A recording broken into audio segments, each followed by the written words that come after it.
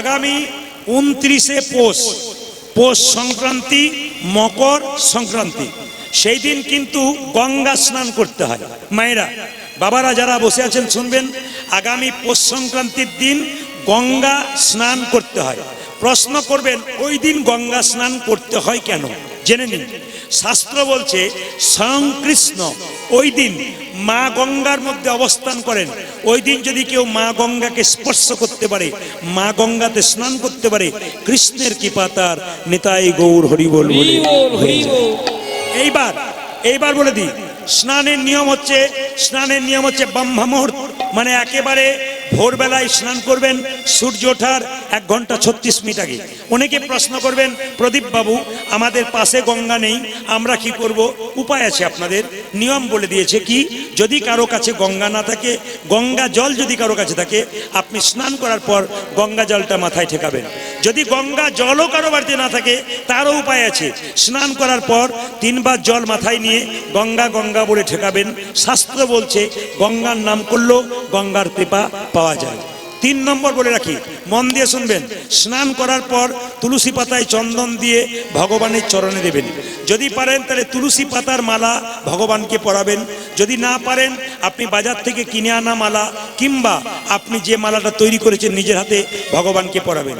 একটু পরমান্ন তৈরি করবেন, তাতে তুলসী পত্র দেবেন, ভগবানকে ভোগ নিবেদন করবেন, শ্রীকৃষ্ণের অষ্টতর শতনাম পাঠ করবেন। সেই 29শে পৌষ মায়েরা, সেদিন কিন্তু ভীষ্ম সরসজ্জায় ছিল 58 দিন। ওই দিন কিন্তু ভীষ্মের প্রয়াণ হয়েছিল। ওই দিন ভীষ্ম দেহ রেখেছিল। কোন দিন? 29শে পৌষ। আবার মাথায় রাখবেন আপনারা, ওই দিন স্বয়ং মা গঙ্গা সাগরের মধ্যে মিশেছিল। ওই জন্য গঙ্গা সাগর মেলা ওই দিন হয়। যেহেতু সাগরের মধ্যে মিশে গিয়েছিল, ওই জন্য গঙ্গা সাগর মেলা ওই দিন ওইখানে হয়। গঙ্গা সাগরে কপিল মুনির আশ্রম, ওখানে অনেক মানুষের ভিড় হয়, লাখো লাখো কোটি কোটি মানুষের ভিড়, আপনারা সবাই জানেন গঙ্গা সাগর মেলা। এবার বলে রাখি মায়েরা, ওই যেদিন 29শে শ্রাবণ, এই 29শে পৌষ, সেদিন কি করবেন? ঘিয়ের প্রদীপ জ্বালাবেন, তেলের প্রদীপ জ্বালাবেন। যদি ঘিয়ের প্রদীপ জ্বালান, ভগবানের ডান দিকে দেবেন। যদি তেলের প্রদীপ জ্বালান, ভগবানের বাঁ দিকে দেবেন। প্রদীপ জ্বালাতে গিয়ে মায়েরা চুল খুলে কোনোদিন প্রদীপ জ্বালাবেন না, ঘরের অমঙ্গল হয়ে যায়, মাথায় রাখবেন। চুল খুলে মায়েরা প্রদীপ জ্বালাবেন না। প্রদীপ জ্বলতে জ্বলতে, প্রদীপের সলতে যদি আলোটা ধীরে ধীরে বাড়তে থাকে, আপনার সংসারে মঙ্গল। প্রদীপ জ্বলতে জ্বলতে বিনা কারণে, কোনো কারণ না থাকে, হাওয়া থাকে না, কিচ্ছু থাকে না, বিনা কারণে যদি নিভে যায়, তাহলে কিন্তু বুঝবেন আপনার সংসারে অমঙ্গল আসছে। ওই জন্য প্রদীপটা এমনভাবে সাজাবেন যেন সুন্দর করে জ্বলতে পারে। ঘিয়ের প্রদীপ ভগবানের ডান দিকে, তিল বা তেলের প্রদীপ ভগবানের বাঁ দিকে। তবে প্রদীপটা যে জ্বালাবেন, প্রদীপের নিচে, প্রদীপের তলাতে আপনি কি দেবেন? মা দেবেন কিছু গম দেবেন, চাল দেবেন, ধান দেবেন, তার উপর প্রদীপ রাখবেন। প্রদীপ নিচে রাখবেন না, প্রদীপ ধানের ওপরে, গমের ওপরে কিংবা চালের ওপরে রাখবেন। এবার বলি, প্রদীপের সলতে শুকিয়ে গেল, নষ্ট হয়ে গেল, কিন্তু তেলটা রয়ে গেল, ওই তেলে একটু তেল মিশিয়ে নতুন সলতে দিতে পারবেন। কিন্তু সলতেও শেষ হয়ে গেল, তেলও শেষ হয়ে গেল, আবার প্রদীপটাকে ধুয়ে মুছে তারপর প্রদীপ দিতে হয়। এবার লক্ষ্য করুন, ভগবানের চরণে প্রদীপ দেখাবেন কবার? 4 বার। ভগবানের নাভিতে প্রদীপ দেখাবেন কবার? 2 বার। ভগবানের মুখমণ্ডলে প্রদীপ দেখাবেন কবার? 3 বার। মনে মনে রাখুন, ভগবানের চরণে 4 বার, নাভিতে 2 বার দেখাবেন, মুখমণ্ডলে 3 বার দেখাবেন, গোটা শরীরে দেখাবেন 7 বার। এবার আপনাদের আমি হিসাব নেব, ভগবানের চরণে কবার? জোরে বলুন, আমি আরো জোরে শুনতে চাই। ভগবানের চরণে কবার? 6 বার। 4 বার। ভগবানের নাভিতে কবার? 2 বার। ভগবানের মুখমণ্ডলে কবার? 3 বার। গোটা শরীরে কবার? 7 বার। এইবার সেই প্রদীপটা দেবদেবীকে দেখালে তার চরণে দেখাবেন না, দেবদেবীর বদনে দেখাবেন কবার? 3 বার। দেবদেবীর গোটা শরীরে 7 বার দেখাতে পারেন। লক্ষ্য করুন, আপনি গুরুদেবের চরণে দেখাতে পারবেন না, গুরুদেবের মাথাতে, মুখে দেখাতে পারবেন, বদনে দেখাতে পারবেন। এই প্রদীপের বিরাট মাহাত্ম্য আছে। এই প্রদীপ আপনারা জ্বালাবেন, আপনাদের সংসারে মঙ্গল হবে। 29শে পৌষ মকর সংক্রান্তির দিন ভগবানের নাম সংকীর্তন বাড়িতে করুন, আনন্দ করুন। যদি পারেন সাধুগুরু বৈষ্ণবকে সেবা দিন, দেখবেন আপনার মঙ্গল হবে। বাড়িতে গিয়ে ছবি করে দেখবেন যারা তিলক নিয়েছেন, তিলক নিলে মেয়েদেরকে কত সুন্দর লাগে, তিলক নিলে ছেলেদের কত সুন্দর লাগে। সধবা নারীর যেমন সিঁদুর থাকা, হাতে শাখা থাকা আবশ্যক, ঠিক সেরকম প্রত্যেকটি নারী পুরুষের যিনি ভক্ত তার তিলক থাকা আবশ্যক। শিখা থাকবে, কৌপিন থাকবে, তিনি হচ্ছেন ভক্ত। আপনাদের কাছে নিবেদন রইল যে এখানে বসে আছেন, এই যে তিলক আপনারা নিয়েছেন খুব ভালো করেছেন। আমাদের ওখানে যদি কেউ তিলক নেয় ঠাট্টা করে। আপনাদের তিলক নিলে ঠাট্টা করে নাকি? বলে সব জায়গাতেই সমান। যেমন আমার পাশের বাড়ি একটা মেয়ে, তার 25 বছর বয়স, তার 3 বছরের ছেলে। তো 25 বছরের মেয়েটা তিলক করে, মালা নেই। পাশের বাড়ির 5 জন মেয়ে বলা বলি করে, বাবারে দিদি হারানের বইয়ের কি ঢং, দিদি মালা তিলক করছে, ভগবান বোধহয় ওর আগে ঘরে চলে আসুন। না না, এগুলো হাসি নয়, এগুলো হিন্দু ধর্মের লজ্জা। হিন্দু ধর্মের লজ্জা মায়েরা। হাতি যায়, হাতি চলে বাজার, কুত্তা ভুকে হাজার। হাতি রাস্তা দিয়ে যাবে, কুত্তা ঘেউ ঘেউ করবে, হাতি কি তার দিকে তাকাবে? হাতি হলো কৃষ্ণ ভক্ত, আর যারা বদনাম করে বেড়ায় কুত্তার দল, ওদের দিকে তাকাবেন না। ওদের দিকে তাকালে আপনাদের কৃষ্ণ ভজন হবে। তবে আর একটা দামি কথা বলে যায়, শুনলে আপনারা চমকে যাবেন। আমাদের আস্তে আস্তে আমাদের হিন্দু ধর্মে অধঃপতনের কথাটা একটু বলে যায়। আমাদের ওই দিকে, আপনাদের দিকে নয়, মুরগির মাংসের দোকান খুলেছে, ওপরে লিখেছে শ্রীকৃষ্ণ ব্রয়লার সেন্টার, আবার লিখেছে কাটা 230, গোটা 110। না, কত অধঃপতনের জায়গায় গেছি। মাংসের দোকান করেছিস, কোনো অসুবিধা নাই, আবার শ্রীকৃষ্ণ ব্রয়লার সেন্টার, মানে শ্রীকৃষ্ণ মাংস খেত, এরকম বোঝাতে চাইছে। মানে কোন জায়গায় পৌঁছাচ্ছে। আবার দেখবেন অনেকে জুতোর দোকান খোলে, কি লেখে চৈতন্য শু হাউস। ওপরে চৈতন্য মহাপ্রভুর ছবি আর ভেতরে জুতো ভরা আছে। আমরা কত নির্লজ্জ, দিব্যি জুতোগুলোকে রাস্তা দিয়ে যাই, বুঝতেই পারি না যে বাইরে চৈতন্যের নাম লেখা আছে, ভেতরে জুতো ভরা আছে। জুতোর দোকান আপনারা করুন, আমার বারবার নিবেদন রইল, ভগবানের নাম দিয়ে প্যাকেটটার উপরে চৈতন্য লিখবেন না। এই দিকে তাকাবেন। আপনার ধূপকাঠির প্যাকেট কিনেছেন তো, রাধা কৃষ্ণের ছবি থাকে, বাড়িতে রাধা কৃষ্ণকে আড়ম্বর করে পুজো করলেন, আর ধূপকাঠির প্যাকেটের উপরে রাধা কৃষ্ণের ছবি আছে। ধূপকাঠি শেষ, প্যাকেটটা নর্দমাতে ভাসছে। একদিকে রাধা কৃষ্ণ ভাসছে, একদিকে পুজো হচ্ছে, একদিকে উত্থান, একদিকে পতন। কোন জায়গায় যাচ্ছি আমরা? আমাদের কথাগুলো বিচার করবেন, আমরা কোন জায়গায় যাচ্ছি। মায়েরা, আপনাদের সামনে নিবেদন রইল, যে কাজগুলো করবেন বিচার করে করবেন, ভালো হবে। আপনাদের দক্ষিণ দিনাজপুরের মাটিতে কিছু মনে করবেন না, ভদ্রতা দেখলাম। অন্য জায়গায় যা দেখি আপনাদের ভদ্রতা দেখলাম। কেন বলুন তো? মায়েদের পোশাককে আমি প্রণাম জানালাম, আমি সম্মান জানালাম আপনাদের পোশাককে। অন্য জায়গাতে কীর্তন শুনতে আসে নির্লজ্জের মতো কাটা পোশাক পরে। যিনি, আচ্ছা পোশাকটা পরে কেন? লজ্জা ঢাকার জন্যে। যিনি পরেন তার তো লজ্জা নাই, আমরা দেখছি আমাদের লজ্জা লাগছে। এখনকার ছেলেরা দেখবেন জিন্সের প্যান্ট পরে, তার আবার 25 জায়গা ফাটা। বাবারে, কিছু মনে করবেন না, 25 জায়গায় ফাটা। আমার মা মারা গেছেন, মস্তক মুন্ডন দেখতে পাচ্ছেন। আমার মা 1 মাস 15 দিন মারা গেছেন। তো মাকে আমি বলতাম, মা আমি যখন ছোট ছিলাম তখন আমি স্কুলে পড়তাম, প্যান্ট ছিঁড়ে গেলে মা সেলাই করে দিত, আমি এমনি করে চার দিয়ে উঠতাম, যদি ফেটে যেত আমি মাকে বলতাম, মা এখন যদি আমার জন্ম হতো তোমাকে প্যান্ট সেলাই করতে হতো না। যত ফাটা প্যান্ট তার দাম আবার বেশি। মানে কোন জায়গাতে পৌঁছাচ্ছি আমরা? এইখানে ফাটা, এইখানে ফাটা, এইখানে ফাটা, কত যায়। আবার দেখবেন চুল, কি চুল, আবার দেখবেন চুল কেটেছে, বাবা চুল কাটছে, তার 30 বছর বয়স, ছেলের বয়স 5 বছর, দুজনে গেছে সেলুনে, বলছে নাপিতকে হানি সিং কাট কেটে দাও। মানে ধারটা চাচা, ওপরে মুরগির ঝুঁটির মতো রেখে দাও। আমি হানি সিংকে কাছে পেলে বলতাম, ভাই গোটা ধারটা চেঁচে দিলে মাঝখানটা রাখলে কেন? গোটাটা চেঁচে দাও, সব মহাপ্রভুর দলে চলে যাক, নিতাই গৌর। হানি সিং কাছে নাই, নইলে আমি বলতাম আর।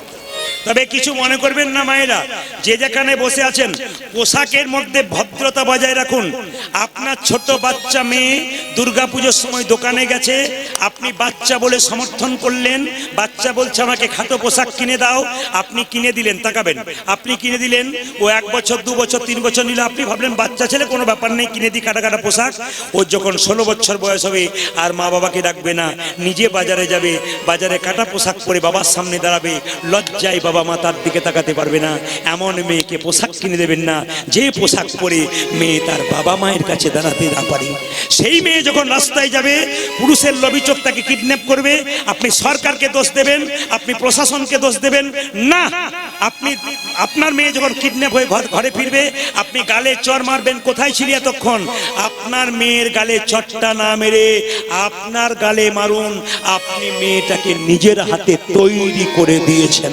ওই জন্য আপনাদের কাছে নিবেদন রইল, বাবা প্রদীপ পালের কীর্তন যদি আপনাদের সমাজ পরিবর্তন হয়, প্রদীপ পালের কীর্তন যদি সমাজকে সুন্দর করার চেষ্টা করে, আপনাদের কাছে নিবেদন রইল, যতগুলো কথা বলে গেলাম প্রতিটি কথা মানবার চেষ্টা করবেন, শালীনতা বজায় করুন, ভক্ত হয়ে যান, নিজের লজ্জাকে নিবারণ করুন, সমাজকে সুন্দর করুন, সুশৃঙ্খল করুন।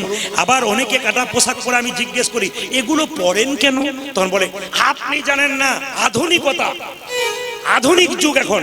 বললাম তোমার চাইতে আধুনিক আমাদের পাড়ার কুকুরগুলো, ওদের আবার কাপড়ই নাই, তোমার তো আছে ওদের তোমার নাই। তো যারা যারা মানুষ কুলে জন্ম পেলে কাপড় পেল না, মায়েরা মানুষ কুলে জন্ম নিয়ে শালীনতা বজায় করতে পারলো না, কাপড় পরলো না, ভগবান বলছে মানুষ কুলে জন্ম পেলে জীব শ্রেষ্ঠ, কাপড় দেবার চেষ্টা করলাম পড়লি না, পরের জন্ম আর কাপড় দেবো না, তুই কুকুর বাঁদর হয়ে যাবি, তোর আর কাপড় থাকবে না। যারা যারা না না আপনাদের বলি না, যারা করছে তাদের জন্য বলছি। আজ একটা শিক্ষা দিয়ে যাবো, যারা বাড়িতে পুরুষ মানুষ এখানে এসছেন, যারা মায়েরা এসছেন, দুপক্ষে দুজন এসছেন কিংবা দুজনই এসছেন, আপনারা শুনে নেবেন। বাচ্চা ছেলেকে যখন আপনারা সাজান, কপালে কি দিন? গোবরের ফোঁটা কিংবা কাজলের ফোঁটা। কেন দিন? যাতে বাচ্চাকে কেউ নজর না দিতে পারে। যশোমতী তার গোপালকে একটা জিনিস দিত, যে জিনিসটা দিলে গোপালের কোনো বিপদ হতো না।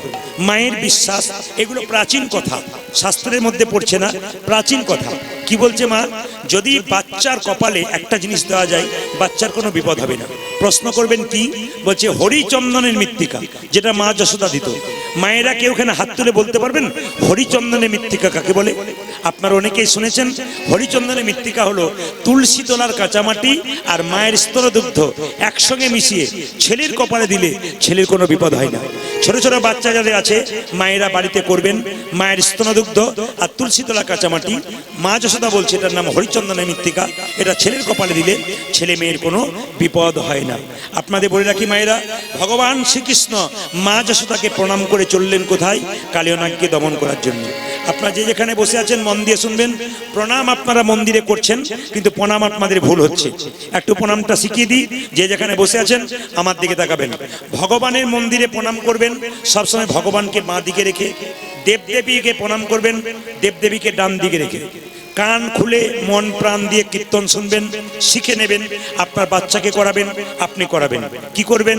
অনেকেই মন্দিরে প্রণাম করছে, ঘরে এসে ভগবানের প্রতি একটু বিদ্রুপাত্মক করছে। কি করছে? ভগবানের কোনো বিচার নাই, এত প্রণাম করলাম, ভোগ দিলাম, কোনো কৃপাই নাই, কি যে হবে কিছু বুঝতে পারছি না, আর আমি মন্দিরে যাব না।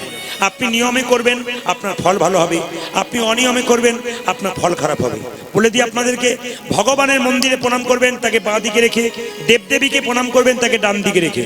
মন দিয়ে শুনবেন।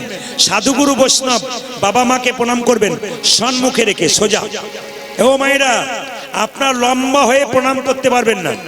দণ্ডাবাদ প্রণাম মানে উপর হয়ে লাঠির মতো প্রণাম আপনারা করতে পারবেন না। কেন? মায়েরা জেনে নিন, ধরা দেবী তার স্তন কর্তন করে গোবিন্দ সেবা দিয়েছিল। মায়েদের বক্ষ যুগল কোনো মতে মাটিতে ঠিকবে না। আপনারা পঞ্চাঙ্গে প্রণাম করবেন। কিরকম প্রণাম? হাঁটু গেড়ে প্রণাম করবেন, যাতে আপনার দুটো হাত মাটিতে থেকে, আপনার কপাল থেকে, আপনার দুটো হাঁটু থেকে। কিন্তু এটা পঞ্চাঙ্গ প্রণাম। বাবাদের প্রণাম কেমন হবে? সাষ্টাঙ্গে প্রণাম, লম্বা হয়ে প্রণাম। মায়েরা, যার যত অহংকার থাকবে সে যত মন্দিরে প্রণাম করবে তার তত অহংকার দূর হবে। একটা সোনার কলসি যত টাকাই দাম হোক না কেন, একজনের কাছে মাথা নত করতে হয়। বলতে পারবেন কার কাছে করতে হয়? একটা গ্লাসের কাছে। আপনি কয়েকশো কোটি টাকার মালিক হতে পারেন, যদি বৈষ্ণবের চরণে মাথা নত না করতে পারেন তবে আপনার জীবন কোনোদিন ধন্য হবে না। এই জন্য বলে রাখি মায়েরা, একবারে মন দিয়ে শুনবেন। তাহলে কি বললাম একটু জোরে বলুন। ভগবানকে কোন দিকে প্রণাম করবেন? ডান দিকে না বাঁ দিকে? জোরে বলুন। আর একটু জোরে বলুন। একজন বলছে ডান দিকে, বাঁ দিকে। আর দেবদেবীকে কোন দিকে প্রণাম করবেন? সাধুগুরু বৈষ্ণবকে কোন দিকে প্রণাম করবেন? সোজা সোজা। এইবার বলি সোজা প্রণামের নিয়মটা বলি। আমি দাঁড়িয়ে আছি, আমাকে প্রণাম করছেন, আপনার ডান হাত আমার বাঁ পায়ে পড়বে, আপনার বাঁ হাত আমার ডান পায়ে পড়বে, দেখে নেবেন। তাহলে প্রণাম করতে গেলে আপনার ডান হাতটা ওনার ডান পায়ে পড়বে, আপনার বাঁ হাত ওনার বাঁ পায়ে পড়বে। তাহলে প্রণামটা কেমন ভাবে করবেন তাকিয়ে দেখুন। এই প্রণামটা বাঁ হাতটা নিচে, ডান হাতটা উপরে। যখনই কেউ দাঁড়িয়ে আছে, যখনই কেউ বসে আছে, ডান হাতটা ওপরে, বাঁ হাতটা নিচে, এরকম করে প্রণাম করবেন। দেখবেন আপনার বাঁ হাতটা বাঁ পায়ে আর ডান হাতটা ডান পায়ে পড়বে। সবাই লক্ষ্য করুন যে যেখানে বসে আছেন।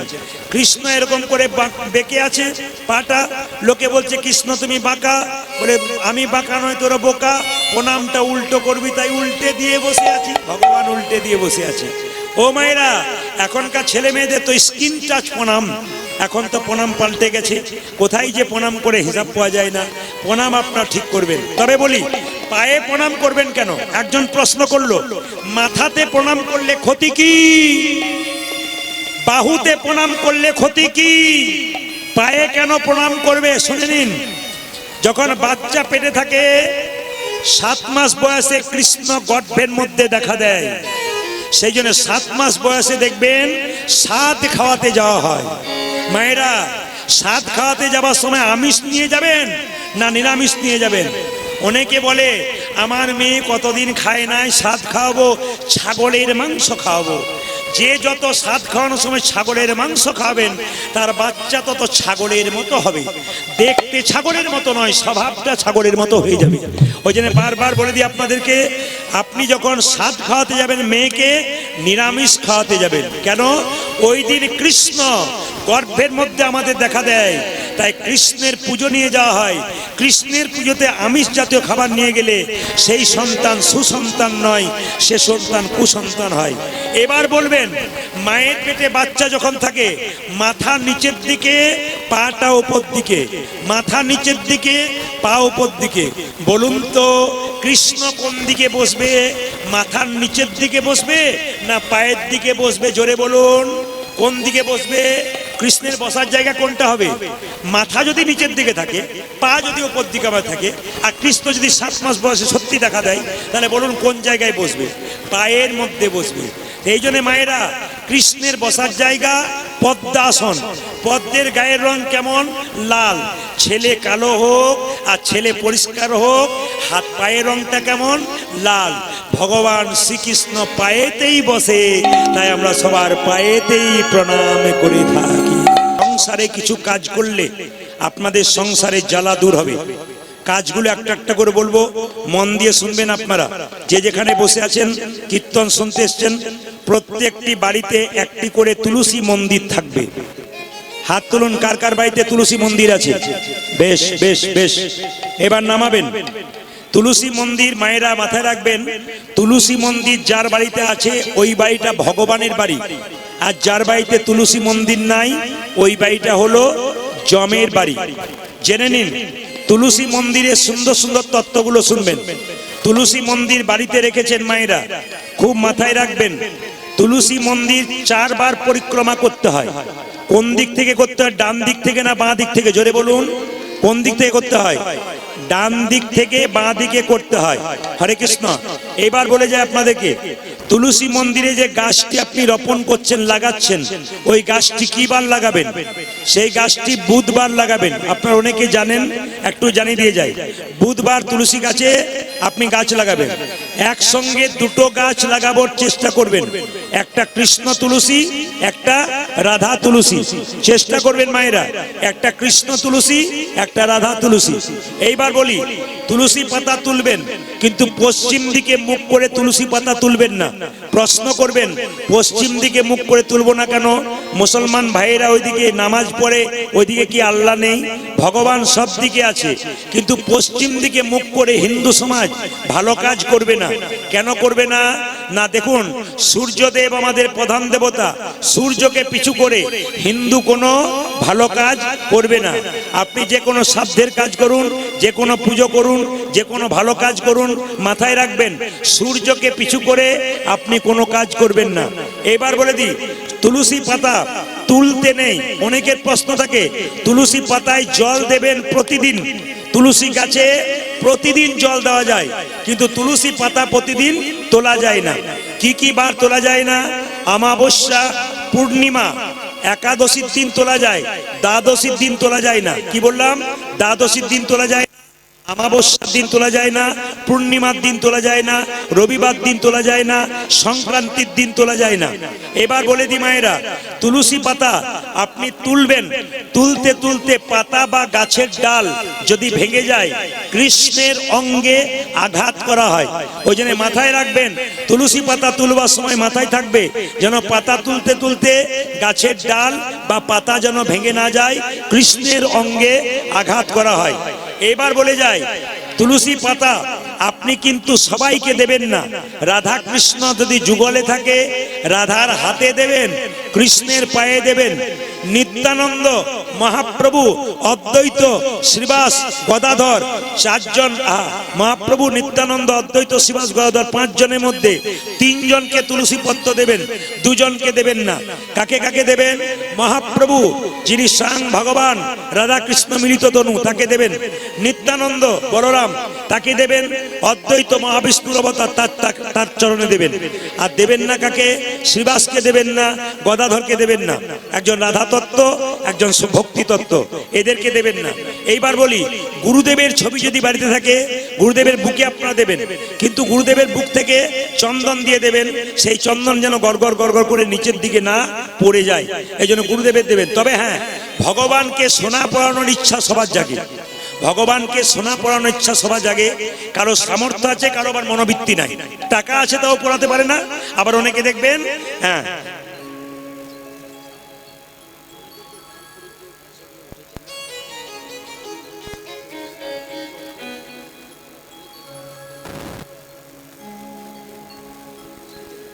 আচ্ছা, যারা দানের টাকাটা আদায় করছেন, কমিটির ছেলেরা, তাদের কাছে নিবেদন রইল, সমস্ত দানের টাকা কিন্তু আসরে আনবেন।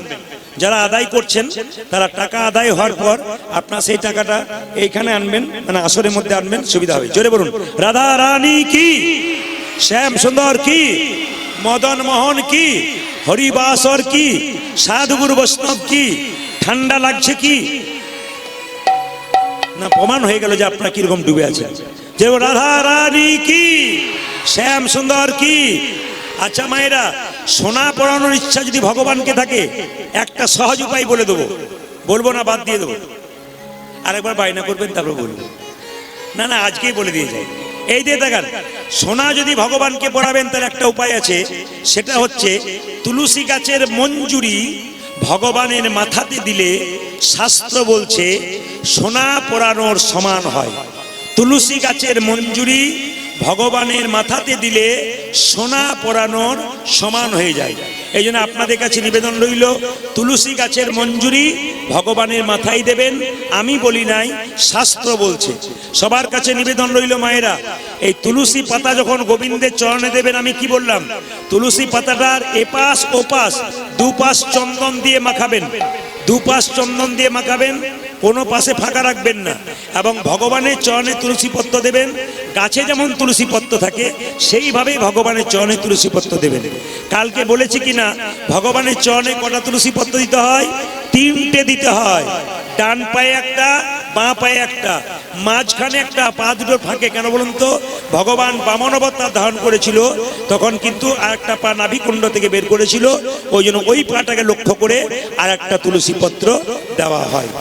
আপনাদের বলে যাবে, বুঝতে পারলাম? হ্যাঁ, এখন বসার বলতে যারা দাঁড়িয়ে আছেন তাদেরকে বলবো, যদি জায়গা থাকে আপনারা বসে যান। অনেকের অসুবিধা হচ্ছে, অনেক জায়গা আছে। আসলে বাসের ভেতরে ভিড় কম থাকে, দেখবেন দরজাতে বাম্পারে বেশি ভিড় থাকে। আপনারা ওই ভিড় করবেন না, চুপচাপ বসবেন, যতক্ষণ কীর্তন শুনবেন। আপনাদের কাছে নিবেদন রইল, একবার জোরে মায়েরা উলুদ ধরে দিন, নিতাই গৌর হরি হরি বল। আচ্ছা বেশ বেশ বেশ বেশ, এবার বলি আস্তে, এবার বলি মায়েরা, দীক্ষা কারা কারা নিয়েছেন? দীক্ষা হাত তুলুন। দীক্ষা গুরুমন্ত্র কারা নিয়েছেন? গুরুমন্ত্র, বেশ বেশ, হাত নামান। এবার আমি বলি, গুরুমন্ত্র নেবার পর কারা কারা নিরামিষ খান তারা হাত তুলুন। দেখুন কতগুলো উঠলো, দেখুন। শুধুই কি দোকানগুলো চলছে নাকি বলছেন? না না, আচ্ছা নিরামিষ গুরুমন্ত্র নেবার পর গুরুবার বৃহস্পতিবার কে নিরামিষ খান হাত তুলুন। দু একদিন কোনো অসুবিধা নেই, বাকি অসুবিধা। বেশ ঠিক আছে ঠিক আছে, আচ্ছা ঠিক আছে। মায়েরা, দীক্ষা মানে কি? দীক্ষা মানে দিয়ে খা। যারা যারা মন্ত্র নিয়েছেন মন দিয়ে শুনবেন। যারা দীক্ষা নিয়েছেন তারা স্নান করার পর গোবিন্দকে তুলসী পত্র দেবেন, বাতাসা দেবেন, তারপর আপনি সেবা করবেন, এরই নাম দীক্ষা। যদি আপনি ভগবানকে না দিয়ে সেবা করেন তবে আপনার দীক্ষার কোনো মানে নেই। খুব মানে মন দিয়ে শুনবেন, ভগবানকে না দিয়ে সেবা করলে আপনার দীক্ষার কোনো মানে থাকবে না। মন দিয়ে শুনবেন যে যেখানে বসে আছেন। দীক্ষা মানে দেখা। আপনাদের দীক্ষা হবার আগে দুটো চোখ থাকে, একটা ডান চোখ একটা বাম চোখ। গুরুদেবের কাছ থেকে একটা মন্ত্র পেয়ে চোখ পান, ওই চোখটার নাম হচ্ছে জ্ঞান চক্ষু। তবে আপনাদের বলবো, গুরু করবেন, যাকে তাকে গুরু করবেন না। বারবার নিবেদন রইল আপনাদের এখানে প্রত্যেকটি আসরে আমার একই কথা, কি বলুন তো, এই জন্য আপনাদের জন্য কৃষ্ণমুখী করা যায়। গুরু করবেন, যাকে তাকে করবেন না। মন্ত্র নিতে গেলে গুরু যে জাতিতে ব্রাহ্মণ হবে তা নয়। চৈতন্য চরিতামৃতে পরিষ্কার করে বলা আছে, কিবা বিপ্র কিবা শূদ্র ন্যাসিক জ্ঞানে নয়, কৃষ্ণ তত্ত্ব বেত্তা যেই সেই গুরু হয়। আপনাদের কালদিঘিতে একজন মা আজকে 4 জন মিলে আমার কাছে মন্ত্র নিয়েছেন। ওনারা সেই 1 মাস 2 মাস থেকে ফোন করে বলে, নিতে যদি হয় যার কাছে বসলে কিছু জানতে পারবো আমরা তার কাছ থেকে নেব।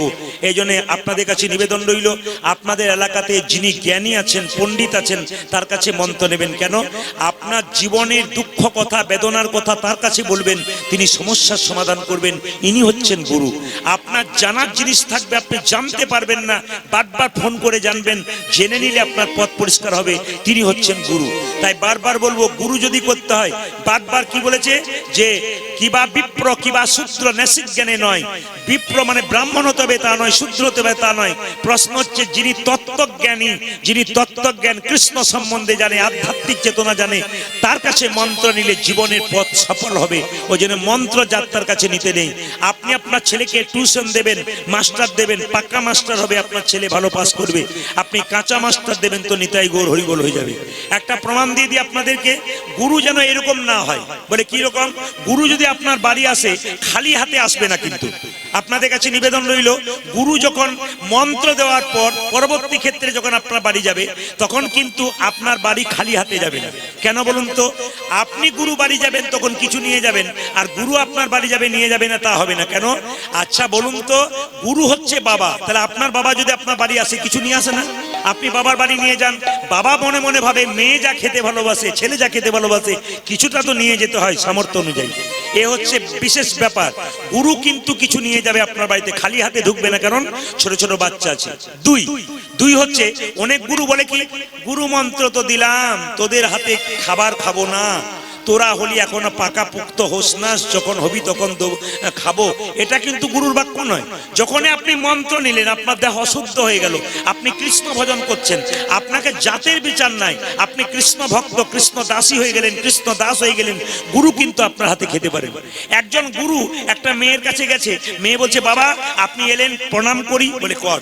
আচ্ছা আপনাকে জল দিই। বলছে না, জল তোর হাতে খাবো না। বলে কেন? এখনো তোর মন্ত্র ঠিক ভজন করা হয় নাই, আমি নিজে জল খাবো, চাপা কল থেকে নি। বলছে, বাবা এক কাজ করি, জল খাবার দরকার নাই, আপনাকে 1 বোতল মিনারেলস ওয়াটার এনে দিই দোকান থেকে। বলছে কোনো অসুবিধা নাই। তখন মেয়েটি বলে উঠেছে, আমার হাতে জল আপনি খাবেন না, যে বোতলটা মিনারেলস ওয়াটার, ওতে যে জলটা ভরেছে যে লোকটা, ওটা কোন জাতের লোক আপনি কি করে জানলেন? জলের ও যে জলটা ভরেছে ওটা কোন জাতের লোক আপনি কি করে বুঝলেন? ও যে পায়খানা কাপড়ে জলটা ভরে নাই কি করে বুঝলেন? ও যে নোংরা হাতে জলটা ভরে নাই, আমার হাতে খাবেন না আর ওই হাতে ওইখানে খাবেন কেন? খুব যুক্তির কথা। তখন গুরু উপায় না পেয়ে বলছে এক কাজ কর, আমি তোর বাড়িতে অন্ন সেবা করব, কিন্তু আমি নিজে রান্না করে খাবো। বলছে তাহলে ঠিক আছে, এক কাজ করি, একটা গ্যাস সিলিন্ডার এনে দিই। বলছে কোনো অসুবিধা নাই। যে না গ্যাস সিলিন্ডার এনেছে অমনি মেয়েটি প্রশ্ন করছে, আচ্ছা গুরুদেব, আপনি যে গ্যাস সিলিন্ডারে রান্না করছেন, ওই গ্যাস সিলিন্ডারটাতে কালকে মাছ মাংস রান্না হয় নাই, আপনি কি করে জানলেন? গুরু তখন বলছে দরকার নাই, আমাকে সামান্য মুড়ি এনে দে, ওই শুকনো মুড়ি চিবিয়ে আমি চলে যাব। বলছে ওটা তো গন্ডগোল আছে। বলে কি? মুড়ির কলে গিয়ে দেখবেন যত না মুড়ি হাতে নাড়াচাড়া হয় তত পায়ে বেশি করে নাড়াচাড়া হয়, আপনি খাবেন কি করে? নিবেদন আপনাদের কাছে বাবা, গুরু যেন এরকম না হয়, গুরু হবে পাকা। এইদিকে রামকৃষ্ণ দেব বললেন গুরু হচ্ছে দুই রকম, একটা কাঁচা একটা পাকা। কাঁচা গুরুকে মন্ত্র দেবার আগে চুক্তি করে যে, জেনে নিন মন্ত্র দেবার আগে যে আপনাকে চুক্তি করবে, 1000 টাকা লাগবে, কাঁসার থালা গ্লাস বাটি লাগবে, শাড়ি লাগবে, এই লাগবে সেই লাগবে, জানবেন উনি গুরুর মধ্যে পড়ছেন না। দক্ষিণা আপনি নিজের সাথে দেবেন, আপনার যা সামর্থ্য। যিনি পাকা গুরু তিনি কি করবেন? রামকৃষ্ণ দেবের কথা তিনি বলছেন, গুরু কোনদিন চাইবে না। গুরু কি করবে?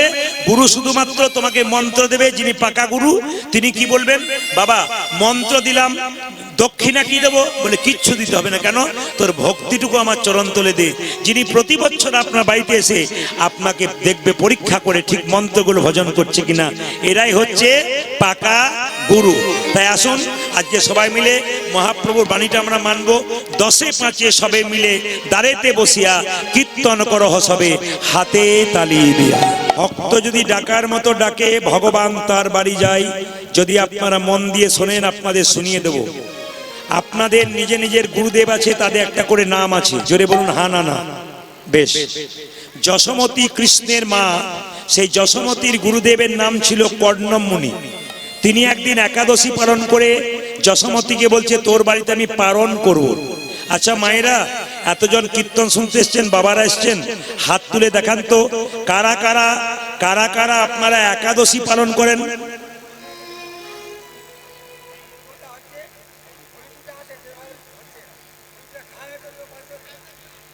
বসুন, আমার নাচতে হবে নাকি? বসুন বসুন।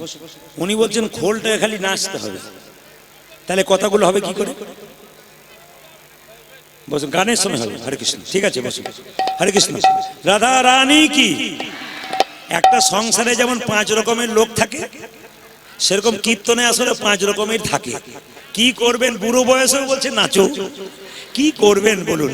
এই যুগ খুব খারাপ, বুঝতে পারছেন তো? তাহলে ওর নাতি নাতনি কি বলবে বলুন তো? হরে কৃষ্ণ। বেশ ঠিক আছে, আপনাদের কাছে বলে যায় মন দিয়ে। এদিকে এদিকে এদিকে। হরে কৃষ্ণ। একাদশী পালন আপনারা কে কে করেন? হাত তুলুন। বাবারা মায়েরা কারা কারা করেন? হাত তুলবেন। সত্যিকারে যারা করেন তারা হাত তুলুন। নামান। খুশি হলাম আপনাদের একাদশীর কথা জেনে। তবে যারা করেন না, যারা করেন তাদের জন্য বিধিনিষেধ বলে রাখি। একাদশী কেউ যদি না করে তবে কেউ দোষী হবে না, আপনি একাই দোষী হবেন। মায়েরা, একাদশী করার গুণটা বলে রাখি। একাদশী ছেলে না মেয়ে? জোরে বলবেন, জোরে বলুন। অনেকে ভয়ে ভয়ে বলছে হবে কি না হবে। একাদশী ছেলে না মেয়ে? শুনে রাখুন। হ্যাঁ, একজন অসুর ভগবান বিষ্ণুর সঙ্গে যুদ্ধ করেছিল। ভগবান বিষ্ণু যখন গুহার মধ্যে ঢুকে গেল, তখন সে অসুরটা যখন ভগবান বিষ্ণুকে মারতে যাচ্ছে, ভগবান বিষ্ণুর দেহ থেকে একটা জ্যোতি সৃষ্টি হলো। সেই জ্যোতি থেকে একটা নারী মূর্তি সৃষ্টি হলো। সেই নারীটা অসুরটাকে মস্তক ছেদন করলো। ভগবান বিষ্ণু মেয়েটাকে বলল, বারে মেয়ে, আমার ক্ষমতা হলো না আর তুমি অসুরটাকে মেরে ফেললে। মেয়েটি কেঁদে কেঁদে বলল, ভগবান বিষ্ণু, তোমার শরীর থেকে আমার জন্ম, আমাকে আপনি অপমান করবেন না। আপনার শক্তিতে শক্তিময়ী হয়ে আমি অসুরকে হত্যা করেছি। তো সঙ্গে সঙ্গে মেয়েটি বলে উঠলো, আমাকে একটা ভালো জায়গা দিতে হবে। ওই যে তাহলে তোকে একটা ভালো জায়গা দিলাম, কি না, পৃথিবীতে এমন একটা জায়গায় তুমি থাকবে যে জায়গাতে মানুষ গেলে তাকে কোনো তীর্থস্থানে যেতে হবে না, তোমার নাম হবে একাদশী। হ্যাঁ, একাদশীর দিনে কি কি খাওয়া বারণ? একাদশীর দিনে আপনারা হাত তুলে বলবেন পঞ্চশস্য খাওয়া বারণ। কি কি? চাল, গম, যব, সরিষা, ভুট্টা। চাল, গম, যব, সরিষা, ভুট্টা। আর কি বলুন দেখি? চাল, গম, যব, সরিষা আর ভুট্টা। কটা হলো? 5টা হয়ে গেল। সেই দিন আপনি সরিষার তেল মাখতে পাবেন না। ইউটিউবের মাধ্যমে কিছু এঁচড় পাকা লোক আছে, দেখবেন ইউটিউবে ফেসবুকে ছাড়ছে। প্রদীপ পাল কি বলছে দেখুন, পঞ্চশস্য খেতে নাই। ও বেটা নিজেই বোঝে না শাস্ত্র। পঞ্চশস্য খেতে নাই শাস্ত্র অনুযায়ী কিছু কিছু জায়গার কিছু আছে আর কি, নাম আমি করছি না, আছে। কিন্তু শাস্ত্র বলছে যে পঞ্চশস্য খেতে নাই। কি কি বললাম মায়েরা? চাল, গম, যব, সরিষা, ভুট্টা। যদি কেউ খান ওর মধ্যে পাপ লুকিয়ে থাকে, সেই দিন কিন্তু আপনার পাপ হয়ে যায়। সেই দিন আপনি সরিষার তেল মাখতে পাবেন না। আপনি ঘি মাখতে পারেন, কিন্তু সরিষার তেল, নারকেল তেল মাখতে পারেন, সরিষার তেল মাখতে পাবেন না। আগের দিনে আপনাকে ব্রাশ করে নিতে হবে। যারা যারা একাদশী করবেন তাদের জন্য বলে রাখি, একাদশী শুধুমাত্র আধ্যাত্মিক চেতনা তা নয়। একাদশী হচ্ছে শরীরের মধ্যে উপকার। শরীরের মধ্যে উপকার বলে কি উপকার? একটু তাকাবেন। আপনাদের যদি কোম্পানিতে কেউ কাজ করে, মেশিনে কাজ করে, সেই মেশিনটা 7 দিনে একদিন রেস্ট দেওয়া হয়। যদি রেস্ট দেওয়া হয় মেশিনটা কার্যক্ষমতা বেড়ে যায়। আমাদের সব সময় খাওয়া দাওয়া হচ্ছে, আমাদের ভেতরের যন্ত্রকে যদি বারবার রেস্ট দেওয়া হয় তাহলে দেখবেন আমাদের এই যন্ত্রগুলো ভালো থাকে। দীর্ঘ জীবন লাভ করতে গেলে আপনাকে একাদশী করতে হবে। একাদশীর দিনে আপনি একাদশীর আগের দিনে ব্রাশ করে নেবেন। যারা একাদশী করেন না চেষ্টা করবেন স্বামী স্ত্রীর মধ্যে একজন করতে। প্রথমে একজন শুরু করুন, তারপর একজন শুরু করুন। প্রতিদিন তো খাচ্ছেন। মুসলমান সমাজে 30 দিন রোজা রাখা হয়। ভোর 4টা থেকে সন্ধে 6টা পর্যন্ত, থুতু পর্যন্ত গেলে না। আমাদের জন্য বলল 12 মাসে 24টা একাদশী, রামনবমী, শ্রীকৃষ্ণের অষ্টমী, এরকম করে আমাদের গুনে গুনে হিসাব করে ওই 26টা যদি আপনি করতে পারেন আপনার জীবন সফল হবে। আপনার জীবনে সুন্দরতা নেমে আসবে, আপনার জীবনে সুখ নেমে আসবে, আপনার জীবনে কৃষ্ণের কৃপা হবে। আপনি কিছু করবেন না আর কিছু পাবেন তা বললে তো হবে না। একাদশীর আগের দিনে মায়েরা ব্রাশ করে নিতে হয়। প্রশ্ন করবেন কেন? না, যে পেস্ট আপনি দিচ্ছেন ওই পেস্টের মধ্যে লবণ থাকে, তাহলে সেই লবণযুক্ত আপনি সকালবেলায় লবণ দিলে আপনার একাদশী হলো না। জীব ছুলতে ছুলতে যদি জীবটা আপনার কেটে গেল, রক্ত বেরিয়ে গেল, তাহলে আপনার একাদশী হলো না। এই জন্য আপনাকে আগের দিনে করে নিতে হবে। পরের দিন সকালবেলায় আপনি কি করবেন? পরের দিন সকালবেলায় আপনি ওই মুখটা গরম জল দিয়ে ধুয়ে নেবেন, স্নান করবেন, সারাদিন ভগবানের নাম জপ করবেন। একাদশী মানে যে আমি খাবো না তা নয়। একাদশীর দিনে কিছু শর্ত আছে। খারাপ কিছু দেখবো না, খারাপ কিছু বলবো না, খারাপ কিছু ভাববো না। এই শর্ত যদি কেউ একাদশীতে করতে পারে একাদশী করা সার্থক হবে। শুধু ভাবলেন আমি কিছু খেলাম না, আজ একাদশী করলাম, তা বললে হবে না। শর্ত করতে হবে, খারাপ কিছু দেখবো না, খারাপ কিছু বলবো না, খারাপ কিছু ভাববো না। শুধু সেই দিন কৃষ্ণের কথা ভাববো, ভক্তদেরকে ভালোবাসবো। অনেকে দেখবেন একাদশী করে, যারা করে না তাদেরকে ঠাট্টা করে, তাদের হাতে খায় না। মহাপ্রভুটা শিক্ষা দেয় নাই। মহাপ্রভু শিক্ষা দিয়েছে তুমি একাদশী করো, অপরকে একাদশী করার জন্য সাহায্য করো। ঠাট্টা করবে না, ছোট করবে না, যেন সেও করতে পারে তার ব্যবস্থা করতে হবে। এই দিকে তাকাবেন মায়েরা। একাদশীর দিনে মাথায় রাখতে হবে আপনি বিছানায় শুতে পাবেন না, আপনাকে কম্বলে যত্ন করে শুতে হবে, পরিষ্কার পরিচ্ছন্ন হয়ে। একাদশীর দিনে সারাদিন ভগবানের নাম চিন্তা করবেন। যদি কেউ নির্জলা একাদশী করেন ওটার নাম উত্তম একাদশী। যদি কেউ নির্জলা একাদশী করেন ওটার নাম উত্তম একাদশী। আর যদি কেউ ফল খেয়ে করেন, ফল খেতে পারেন, একটু দুধ খেতে পারেন, একটু আপনি ছানা খেতে পারেন, কিন্তু দোকান থেকে যে মিষ্টি কিনে আনবেন ওই মিষ্টিতে ভরসা নেই। চাল গুঁড়ি থাকতে পারে, আতপ গুঁড়ি থাকতে পারে, ওই জন্য আপনি মিষ্টির উপর ভরসা করবেন না সেই দিনটাতে। অনেকে কলাকান মিষ্টি খায় কিন্তু তার মধ্যে সময় ভেজাল থেকে যায়। এই জন্য আপনি সেদিন মিষ্টি বর্জন করুন। অনেকে আবার সাবু খেতে পারে, সাবুর সঙ্গে কলা মিশিয়ে একটু চিনি নিয়ে আপনি খেতে পারেন, কোনো অসুবিধা নেই। কিন্তু মাথায় রাখতে হবে মায়েরা, একটু সবজি খেতে পারেন, সবজিতে লবণ দেবেন, কিন্তু সন্দক লবণ দিতে হবে, এই লবণ দেওয়া চলবে না। তেল দেবেন, সাদা তেল দেবেন, ঘি দেবেন, কিন্তু আপনি সরিষার তেল দেবেন না। এবার বলি, একটু সবজি খেতে পারেন, আপনি দুধ খেতে পারেন, একটু ছানা খেতে পারেন, এটা হচ্ছে উত্তম মধ্যম একাদশী। আর যদি পেট ভরে খান তাহলে কিন্তু ওটা একাদশী হচ্ছে না। একাদশী দিনে মাথায় রাখতে হবে, পেটটাকে 4 ভাগ করলে 2 ভাগ খাবো, 1 ভাগ জল খাবো, 1 ভাগ ফাঁকা রাখবো, এইটা হচ্ছে একাদশী।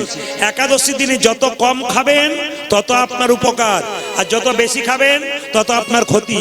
চেষ্টা করবেন সেদিন খাবার কম খাবার। দ্বিতীয় কথা আপনাদের বলে যাই, যে যেখানে বসে আছেন, আমি একবার আপনাদের মালদা জেলাতে এক জায়গায় একাদশী দিনে কীর্তন করতে এসেছি। যার বাড়িতে বাসা তিনি বলছেন, বাবা আজ তো একাদশী। বলে হ্যাঁ একাদশী, তাহলে এক কাজ করি, আপনি তো সেবা করবেন আর নির্জলা করেন না, বলে গান বাজনা করতে হবে, নির্জলা করা যাবে না, নির্জলা উত্তম। আর মধ্যম হচ্ছে ফলমূল খেয়ে, উনি ফলমূল দিয়েছেন, 4-5 রকমের সবজি দিয়েছেন, 4-5 রকমের পরমান্ন পায়েস দিয়েছেন, দুধ দিয়েছেন, দুধ 2 গ্লাস। আমি মনে মনে ভাবলাম যে যেটা নির্জলা একাদশী ওটা উত্তম একাদশী, যেটা ফলমূল খেয়ে একাদশী ওটা মধ্যম একাদশী, আর আমাকে যে একাদশী করালো ওটা হলো ধমাধম একাদশী। মানে ওই একাদশী করলে মনে মনে ভাবলাম আমাকে আর কোনোদিন কোনো কিছু খেতে হবে না, এরকম হলে আমি প্রতিদিন একাদশী করব। না না, একাদশীর দিনে চিন্তা করতে হবে শুধু ভগবানের কথা। মায়েরা, মা যশোমতীর গুরুদেবের নাম হচ্ছে কর্ণম মুনি। তিনি বাইরে বাইরে ঘুরে বেড়ালেন, কৃষ্ণ পেলেন না। যশোমতীকে বলছে, যশোদে কালকে একাদশী করেছি, আজ তোর বাড়িতে আমি পালন করব। কৃষ্ণ বাচ্চা ছেলে উঠানে খেলছিল, সে দেখলো গুরুদেব বসে আছে, পালন করবে। যশোমতী বলল, আমি নিজের হাতে রান্না করে দেবো, গুরুদেব আপনি সেবা করবেন। গুরুদেব বলে উঠলো, তোরা হলি গোয়ালিনীর জাতি, তোদের হাতে খেলে হবে আমার ক্ষতি। ছোট্ট গোপাল মনে মনে ভাবলো, গুরুদেব তুমি জাতের বিচার করছো, গোয়ালিনীর জাতি, তোদের হাতে হবে খেলে ক্ষতি। আমি কোন জাতে এসেছি একবার তোমাকে দেখাতে চাই। মায়েরা, যশোমতী ভালোভাবে কি করলো, চাল ডাল দিয়ে দিল। গুরুদেবকে বললো, এবার আপনি অন্ন ব্যঞ্জন তৈরি করুন।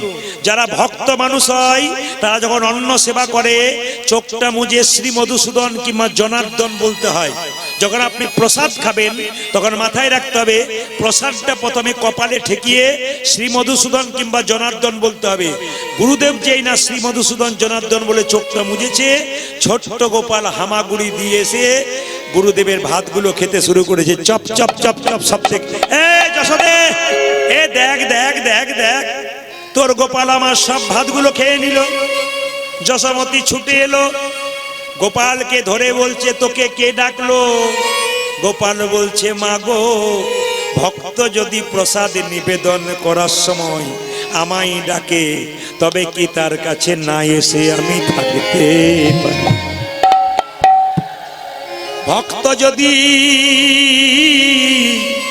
ভক্ত যদি প্রসাদ নিবেদন করার সময় হে গোবিন্দ হে জনার্দন বলি চোখের জলে ভেসে আমায় সেবা দিতে পারি, তবে কি আমি না এসে থাকতে পারি? মা যশোদা বলছে, তোকে ডেকেছিল, দেখাচ্ছি মজা। মা যশোদা এক কানে ধরেছে, 2 গালে 2 থাপ্পড় দিয়েছে। তাকাবেন, ডান গালে 1 থাপ্পড়, বাঁ গালে 1 থাপ্পড়। কৃষ্ণ একবার কাঁদছে, একবার হাসছে। মা মারলো, কৃষ্ণ একবার কাঁদলো, একবার হাসলো। কেন? কৃষ্ণকে ডান গালে মেরেছে তখন কাঁদছে, বাম গালে মেরেছে তখন হাসছে। তত্ত্বটা কি? তত্ত্ব এই, কৃষ্ণ মনে মনে ভাবছে, মা গো, তুমি আমাকে লোকের কাছে বলে বেড়াও 7 নাই 5 নাই, আমি নাকি তোমার একটি মাত্র গোপাল। তুমি যখন আমার জন্য নবনী তৈরি করো, বসন অঞ্চলটা টুকরো করে কেটে নবনীটা ছেঁকে নাও, তারপর আঙুল দিয়ে নেড়ে নেড়ে দেখো যাতে নবনী মোটা হয়ে গেলে আমার গোপালের বদনে লাগবে।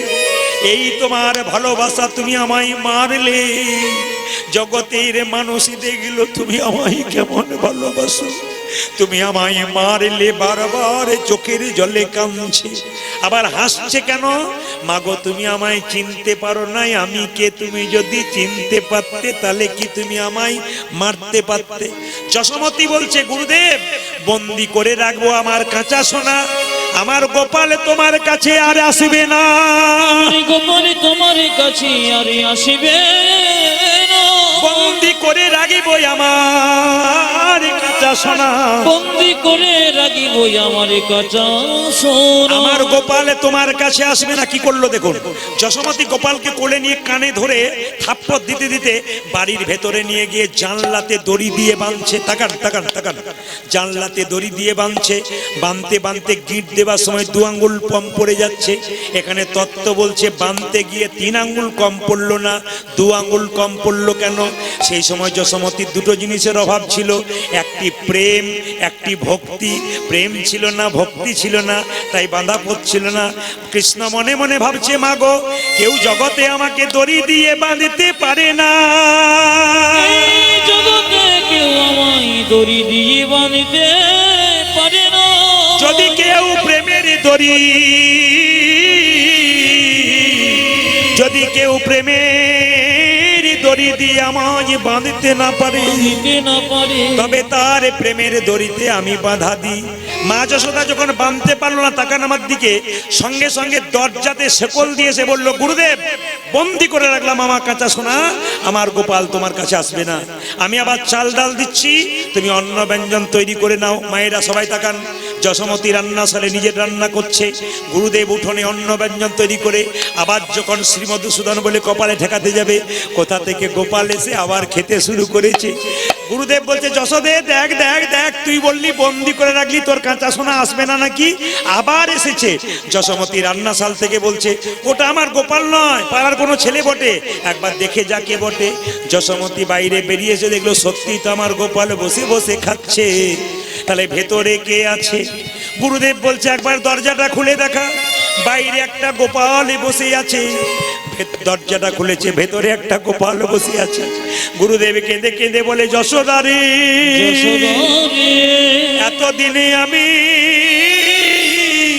সংসারের বাইরে রইলাম ভগবানকে পাবার জন্যে, কিন্তু পেলাম না। সংসারে ভগবানকে পাওয়া যায়, এ আমি কি দেখছি যশোদা? এই যে ঘরে গোপাল, বাইরে গোপাল। স্বয়ং মহাপ্রভু যিনি কলিযুগের ভগবান, যাকে অদ্বৈত প্রভু গঙ্গা জলে তুলসী পত্র দিয়ে আহ্বান করলেন। মায়েরা, মহাপ্রভুকে গঙ্গা জলে তুলসী পত্র দিয়ে অদ্বৈত প্রভু আহ্বান করলেন। ডাক যদি সঠিক হয় ভগবান আসতে বাধ্য। রামকৃষ্ণদেব একজন ভক্তকে বলেছিল তুই মাকে দেখেছিস? বলে না। ঠাকুর তুমি যে মা মা করো, মা খা বলো, মা কি তোমার হাতে খায়? ঠাকুর রামকৃষ্ণদেব বলেছিল হ্যাঁ, মা আমার হাতে খায়। বলছে কই তোমার হাতে খায়, আমার হাতে খাই না যে। বলছে ডাকার মতো ডাকলে মা তোর হাতেও খাবে। বলছে কই আমি ডাকি তখন খাই না, তুমি ডাকলে খাই কেন? বলছে শোন, ডাকার মধ্যে আকুলতা চাই, ব্যাকুলতা চাই, মা খাবে। আকুলতা ব্যাকুলতা কেমন ছেলে বুঝতে পারে না। সঙ্গে সঙ্গে রামকৃষ্ণদেব ছেলেটাকে চুলের মুঠি ধরে জলের মধ্যে কিছুক্ষণ ডুবিয়ে রেখেছিল গঙ্গা জলে। যখন উঠালো তখন বলল হ্যাঁ রে, তোকে যখন জলের মধ্যে ডুবালাম তোর ভেতরটা কেমন করছিল? ঠাকুর ভেতরটা আমার আকুপাকু করছিল। ভগবানকে ডাকার জন্যে তোর মন যদি আকুপাকু করে, ভগবান কি না এসে থাকতে পারে? অদ্বৈত প্রভু গঙ্গা জলে তুলসী পত্র দিয়ে প্রভুকে আহ্বান। কৃষ্ণের জন্ম আপনাদের দক্ষিণ দিনাজপুরে গঙ্গারামপুরের কোন নার্সিংহোমে হয়েছিল? হাত তুলে বলতে পারলে খুশি হবে। 2-4 জন জিজ্ঞেস করছে, 2-4 জনকে তুই বলো বলে তুই বল। কৃষ্ণের জন্ম কোন নার্সিং হোমে হয় নাই, কোথায় হয়েছিল? কংসের কারাগারে। কৃষ্ণ যখন জন্ম নেয় নাই, কারাগারটা অন্ধকার ছিল। কৃষ্ণ যখন জন্ম নিল, কারাগার আলো হয়ে গেল। এখন প্রশ্ন, আপনারা যারা কীর্তন আসরে বসে আছেন, তাদের প্রত্যেকের শরীরে একটা করে কারাগার আছে। সেই কারাগারটার নাম কি? হৃদয় কারাগার। যারা কৃষ্ণ কথা হরিকথা শ্রবণ করেন, হরিনাম করেন, ভগবানের নামে আপ্লুত হয়ে যান, পাগল হয়ে যান, তাদের হৃদয় কারাগার চিরকাল আলোকিত হয়ে যায়। আর যারা টিভি সিরিয়ালে মুখ দিয়ে বসে থাকে, তাদের হৃদয় কারাগার চিরকাল অন্ধকারে পরিণত হয়ে যায়। নিবেদন আপনাদের সামনে, মা, আগে কারাগারটাকে ভালো করো। ভগবানকে ভালোবাসতে গেলে আগে নিজের বাসাটাকে ভালো করো। যার বাসা ভালো, ভগবানের প্রতি ভালোবাসা তার ভালো। আর যার এই বাসাটা ভালো নাই, তার ভালোবাসা পৃথিবীতে কোনো জায়গাতেই নাই। হরে কৃষ্ণ।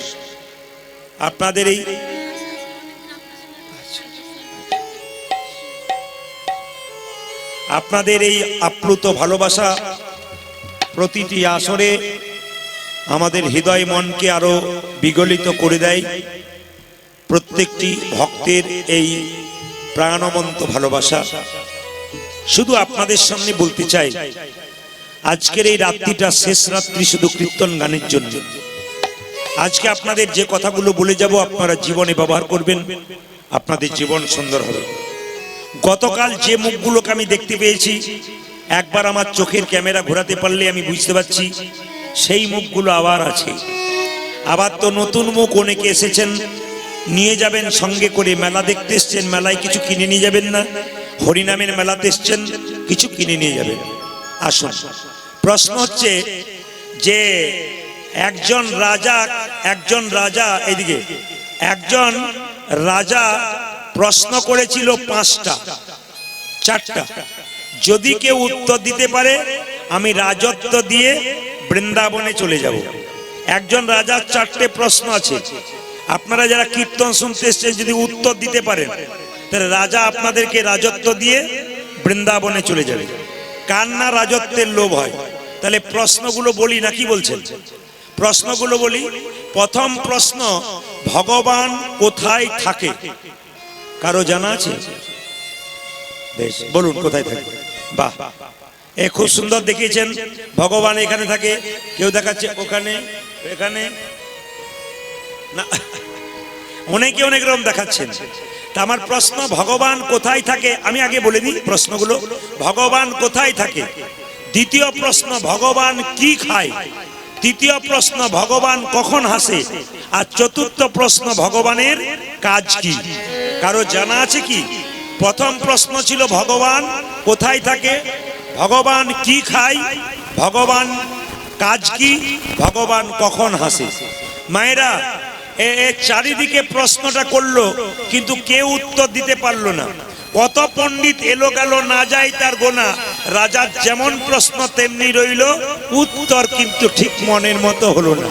আপনারা যেমন যে যেমন পাচ্ছেন উত্তর দিচ্ছেন, রাজার কাছে বহু পণ্ডিত এলো, যে যেমন পারলো সে তেমন উত্তর দিল।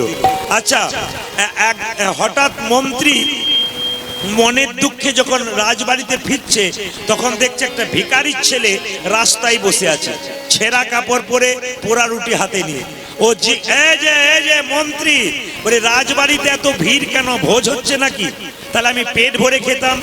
মন্ত্রী বলছে, রাজার হলো মনের জ্বালা, আরে বেটার হলো পেটের জ্বালা, শুধু খাবি খাবি। আরে পেট ভরে খাবি যদি 4টে প্রশ্নের উত্তর কেউ দিতে পারবি। সঙ্গে সঙ্গে ভিখারির ছেলে বলল, আমাকে একবার প্রশ্ন করো। মন্ত্রী জিজ্ঞেস করলো, স্কুলের গণ্ডিতে পা দিয়েছিস? বলে না। তাহলে পারবি কি করে? বলছে, যেখানে দেখিবে ছাই, উড়াইয়া দেখো তাই, পাইলেও পাইতে পারো অমূল্য রতন। একবার দেখি না, প্রশ্ন করো। বলছে, ভগবান কোথায় থাকে? ছেলে বলছে, এর মতো সহজ উত্তর আর আছে? মন্ত্রী চমকে গেল, বড় বড় পণ্ডিত পারলো না। এ ভিখারির ছেলে বলে, এর মতো। দ্বিতীয় প্রশ্ন, ভগবান কি খায়? বলছে, ওটা তো আরো সহজ। আচ্ছা, ভগবান কখন হাসে? বলছে, বলবো না কি? বলে, বলার দরকার নেই। ভগবানের কাজ কি? বলছে ওটা তো আরো জলের মতো সহজ। বলে তাহলে এক কাজ কর, তুই বলবি? বলে হ্যাঁ বলবো। এক কাজ কর। বলে কি? এখানে নয়, রাজবাড়িতে গিয়ে তোকে বলতে হবে। যেই না মায়েরা, এই যে দেখান, যেই না ছেলেটি ছুটে গেছে রাজবাড়ি, যেই না ছেলেটি রাজবাড়ির ভেতর ওখানে কি হচ্ছে? ওই যে মাঝখানটা ওখানে কি হচ্ছে? বের করে দেন বের করুন। না না, ওখানে নয়, রাজার বাড়ি। মানে ভিখারি ছেলেটা, মানে ভিখারি ছেলেটা রাজার বাড়িতে ঢুকে গেছে, আর রাজা বলছে ছেড়া, কে আসিস? বের কর। ছেলে বলল, রাজামশাই আমাকে বের করতে বলছেন কেন? রাজবাড়িতে আসতে গেলে ভালো কাপড় পরে আসতে হয়, ছেঁড়া কাপড় পরে এসছিস। সঙ্গে সঙ্গে ছেলে প্রশ্ন করলো, আচ্ছা রাজামশাই, যদি কেউ ভালো কাপড়, নতুন কাপড় পরে আসে আর ভেতরে ডাকাতি করে, তাহলে ও ভদ্রলোক হয়ে যায়? ছেলের মুখে ঝাল আছে, ভেতরে মাল আছে, বেটা পারবে বোধ হয়। এই প্রথম প্রশ্ন, ভগবান কোথায় থাকে? ছেলে বলবো রাজামশাই একটু দেরি আছে। বলে কেন? অনেকটা রাস্তা হেঁটে এলাম তো, গলাটা শুকিয়ে গেছে, এক গ্লাস শরবত হবে? কে আছিস? এক গ্লাস শরবত দে তো। ও মায়েরা, রাজামশাই ছেলেটাকে শরবতটা দিয়েছে, আর ছেলে বলে উঠলো, রাজামশাই এটা শরবত? বলে হ্যাঁ। এটা যদি শরবত, তাহলে চিনি কই? মায়েরা, শরবত তৈরি করার পর চিনি দেখতে পান? না, এই যে বাঁ দিকে শরবত তৈরি করার পর চিনি দেখতে পান? ছেলে কত চালাক দেখুন। বলছে এটা যদি শরবত, তাহলে চিনি কই? রাজা বললো, এই যে তুই ভিখারি নইলে প্রফেসর হতে পারতিস। আরে জলের মধ্যে চিনি আছে, তা খালি চোখে দেখা যায় না, চুমুক দিলে বোঝা যায় যে চিনি আছে। ছেলে বলছে, রাজামশাই এই গ্লাসটার মধ্যে আপনার প্রশ্নের উত্তর আছে। বলে কেন?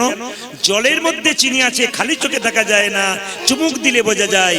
বিশ্ব ব্রহ্মাণ্ডের মধ্যে ভগবান চিনির মতো মিশে আছে। যে ভক্ত ভক্তির চুমুক দেয় ভগবানকে, সেই তার মানে কি? ভক্তি যার, কৃষ্ণ তার, সর্বশাস্ত্রে কয়, ভক্তি না থাকিলে কৃষ্ণ দেখিলেই কিবা হয়। মায়েরা, প্রথম প্রশ্নের উত্তর হয়ে গেল। দ্বিতীয় প্রশ্ন, ভগবান কি খায়? একটু মন দিয়ে শুনবেন, কারো দিকে তাকাবেন না। কীর্তন যতক্ষণ শুনবেন, কে কোথায় কি করছে ওদিকে নজর দেবেন না। ভালো ছাত্র যারা হয়, মাস্টার মশাইয়ের দিকে হাঁ করে তাকিয়ে থাকে নেবার জন্য, অন্যদিকে তাকাবেন না, মন এইদিকে করবেন। ওরা তো ওঠা বসা করবে, ওদের বসতে হবে, জায়গা নেই, জায়গা আজকে ছাপিয়ে গেছে। আপনাদের কাছে নিবেদন রইল, ভগবান কি খায়?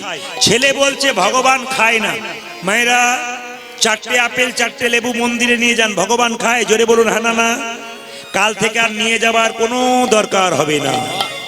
প্রশ্ন করবেন না, নিয়ে যাবেন। ভগবান খায় না, ভগবান দেখে। কি দেখে? তুমি যে আপেল কলা লেবু নিয়ে গেলে, অহংকারে ভাবে নিয়ে গেলে না প্রেমের ভাবে নিয়ে গেলে? ছেলে বলছে ভগবান খায় না। রাজা বলছে প্রমাণ কি? ছেলে বলছে আমরা খাই, আমাদের বাড়ির পাশে একটা পায়খানা ঘর আছে। ভগবান যদি খেত, তাহলে ভগবানের মন্দিরের পাশে একটা পায়খানা ঘর থাকতো। রাজা বলছে মন্ত্রী, আচ্ছা ছেলে তুমি ধরে এনেছো, এ বেটার যুক্তি আছে। আশ্চর্য। বাহ, বেশ। তৃতীয় প্রশ্ন, ভগবান কখন হাসে? ছেলে বলছে ভগবান দুবার হাসে। বলে কখন? যখন ভাইয়ে ভাইয়ে দড়ি নিয়ে ভাগাভাগি করে, ওপাশ আমার, এপাশ। আপনাদের এখানে ভাইয়ে ভাইয়ে কোনো ঝগড়া নাই? খুব মিল আছে না? একজন বলছে দেখবেন কতজন মারামারি করে হসপিটালে ভর্তি হয়ে আছে। তাহলে যখন দড়ি নিয়ে ওপাশ আমার, এপাশ আর ওপাশ যখন করে, তখন ভগবান হাসে। বলে এপাশ ওপাশ করিস না, ওপর পাশে টেনে নেবো, তখন বুঝবো। মায়েরা, আর ভগবান হাসে কখন? যখন আপনার বাড়িতে অসুস্থ ব্যক্তি ছটফট করছে, একজন ডাক্তার এসে বলছে কাঁদবেন না, আমি ভালো করে দেবো, ডাক্তার এসেছি তো। ভগবান তখন বলে, এ বলে কি রে, এরই গ্যারেন্টি নাই যে ঘর পর্যন্ত পৌঁছাবে, বেটাকে টেনে নেবো। এ আবার বলছে বাঁচিয়ে দেবো। ভগবান তখন হাসে। শেষ প্রশ্ন কি? ভগবানের কাজ কি? ছেলে বলল উত্তর দেবো, তবে মুখে নয়, কাজে। বলে কি? সিংহাসন থেকে নেমে আসুন, আমি উত্তর দিয়ে দেবো। রাজা বলছে নামবো কেন? ছেলে বলছে না নামলে উত্তরই হবে না। যেই না রাজা নেমে নিচে বসেছে, ছেলে গিয়ে সিংহাসনে বসে দিয়েছে। রাজা বলছে নাম। ছেলে বলছে না, উত্তর হয়ে গেছে। বলে কি? ভগবানের কাজ এই, কাউকে রাজা করা, কাউকে ভিখারি করা। তুমি ছিলে রাজা, আজ হলে ভিখারি। আমি ছিলাম ভিখারি, আজ হলাম রাজা। আপনাদের সামনে নিবেদন রইল বাবা, এই 5টি প্রশ্নের উত্তর আপনারা সুন্দর পেয়ে গেলেন। ছেলে কি করলো? রাজত্ব পেয়ে গেল, রাজা চলে গেল বৃন্দাবনে। দানের হাত বাড়াবেন। তার সঙ্গে বলে রাখি, আজকে একজন ভক্ত জিজ্ঞেস করলেন, আসতে এইদিকে মায়েরা, অন্যদিকে নয়, বারবার বলি, যারা আদায় করছেন তাদের জন্য বলবো, এক জায়গাতে সবাই নয়, ধীরে ধীরে আদায় করুন। আপনার নিজেরা বের করে রাখুন, যখনই যাবে ওনাদের হাতে তুলে দিন। হ্যাঁ, যখনই যাবে আপনার নিজেরা টাকা পয়সা বের করে রাখুন। একবার নিজে নিজে যা দানের ব্যাপার আপনার প্রাণ ভরে দান করুন, একবার অন্তর থেকে দান করুন। কোনো কার্পণ্যতা থাকবে না, কৃপণতা থাকবে না, প্রেম সে দান করুন, যা আছে দান করুন, ভক্তি ভরে দান করুন, হৃদয় ভরে দান করুন। বেশ মায়েরা, আজকে লীলা আসতে, আজকে লীলার নাম হচ্ছে ভগবান শ্রীকৃষ্ণের কালীয় নাগ দমন। আপনাদের শরীরে 6টা করে কালীয় নাগ আছে। একটু বলে দিই, কাম, ক্রোধ, লোভ, মহা, মদ, মাশ্চর্য। সবাই লক্ষ্য করবেন, এই কালীয় নাগকে দমন করতে হবে। মায়েরা, কালীয় নাগ পূর্বজন্মে কে ছিল? আমি একটু পরে জিজ্ঞেস করব, কিন্তু যা টাকা পয়সা বের করছেন বের করে দিন, কান এইদিকে রাখবেন, আমি জিজ্ঞেস করব। কালীয় নাগ পূর্বজন্মে কে ছিল? একজন রাজা, তার নাম ছিল চন্দ্রধ্বজ রাজা। আমি জিজ্ঞেস করব, রাজার নাম কি বললাম মায়েরা? চন্দ্রধ্বজ রাজা। তার পেটে একবার প্রচন্ড যন্ত্রণা হচ্ছিল, কেউ ভালো করতে পারছিল না। একজন কবিরাজ এসে বলল, রাজা তোমার পেটের যন্ত্রণা ভালো হবে, একটা উপায় আছে। বলে কি? যে রাজবাড়িতে তুমি বাস করো তার পেছন দিকে একটা সরোবর আছে, ওই সরোবরে একটা রাজহাঁস খেলা করছে, ওটাকে ধরে এনে তার পিত্তটা খেতে পারলে তোমার পেটের যন্ত্রণা ভালো হবে। মায়েরা, রাজা বলে কথা, রাজহাঁসটাকে ধরে আনা হলো। তাকে যখন হত্যা করতে যাচ্ছে তখন রাজহাঁস কেঁদে কেঁদে বলল, আচ্ছা রাজামশাই, আমাকে না মেরে যদি আপনার পেটের যন্ত্রণা ভালো হয়, আমি একটা উপায়ের কথা বলি। বলে কি? যে সরোবর থেকে আমাকে ধরে আনলে তার উত্তর দিকে একটা গাছের ওপরে এক মুনি বসে আছে, তার পা দুটোকে ঝুলিয়ে, চরণ দুটোকে ঝুলিয়ে তুমি যদি তার চরণ ধোয়া জল পান করতে পারো, তোমার পেটের যন্ত্রণা ভালো হয়ে যাবে। ও মায়েরা, রাজা বলে কথা, সোনার পাত্র নিয়ে গিয়ে বলল, ও মুনিবর, তুমি তোমার ডান পাটায় গিয়ে দাও। যখন ডান পাটায় গিয়ে দিয়েছে পুঁজ আর রক্ত, ছি, এ জল আমি পান করতে পারবো না। ও মুনিবর, তুমি তোমার বাঁ পাটায় গিয়ে দাও। ওরে বাবা, পুঁজ রক্ত তো রয়েছে, তার সঙ্গে পোকা কিলবিল কিলবিল করছে, ছি, এ জল আমি পান করতে পারবো না। তবে রাজা একটা ভালো কাজ করেছিল কি মা? বৈষ্ণবের চরণ ধোয়া জল মাথায় করে এনেছিল। ভক্তিমতী মায়েরা, আপনাদের কাছে নিবেদন, কোন বৈষ্ণব যদি আপনার বাড়িতে যায়, তার চরণ ধোয়া জল বাড়িতে যত্ন করে রাখুন। প্রশ্ন করবেন কেন? না, গঙ্গা থেকে জল আনবেন, প্রথমে গঙ্গার জলটা ঘোলা লাগবে, 2-4 দিন রাখার পর গঙ্গা জল পরিষ্কার হয়ে যাবে। ঠিক সেরকম প্রকৃত বৈষ্ণবের চরণ ধোয়া জল যদি আপনি বোতলে ভরে রাখেন, প্রথম প্রথম ঘোলা ঘোলা ভাব লাগবে, তারপর দেখবেন সেই জলটা পরিষ্কার হয়ে গেছে। এই বৈষ্ণবের চরণ ধোয়া জলে কি হয় মা? অনেক উপকার হয়। বাড়ির যে ব্যক্তি খুব চঞ্চল, তার মাথায় দিন। যার বারবার রোগ হয় তাকে মুখে খাওয়ান।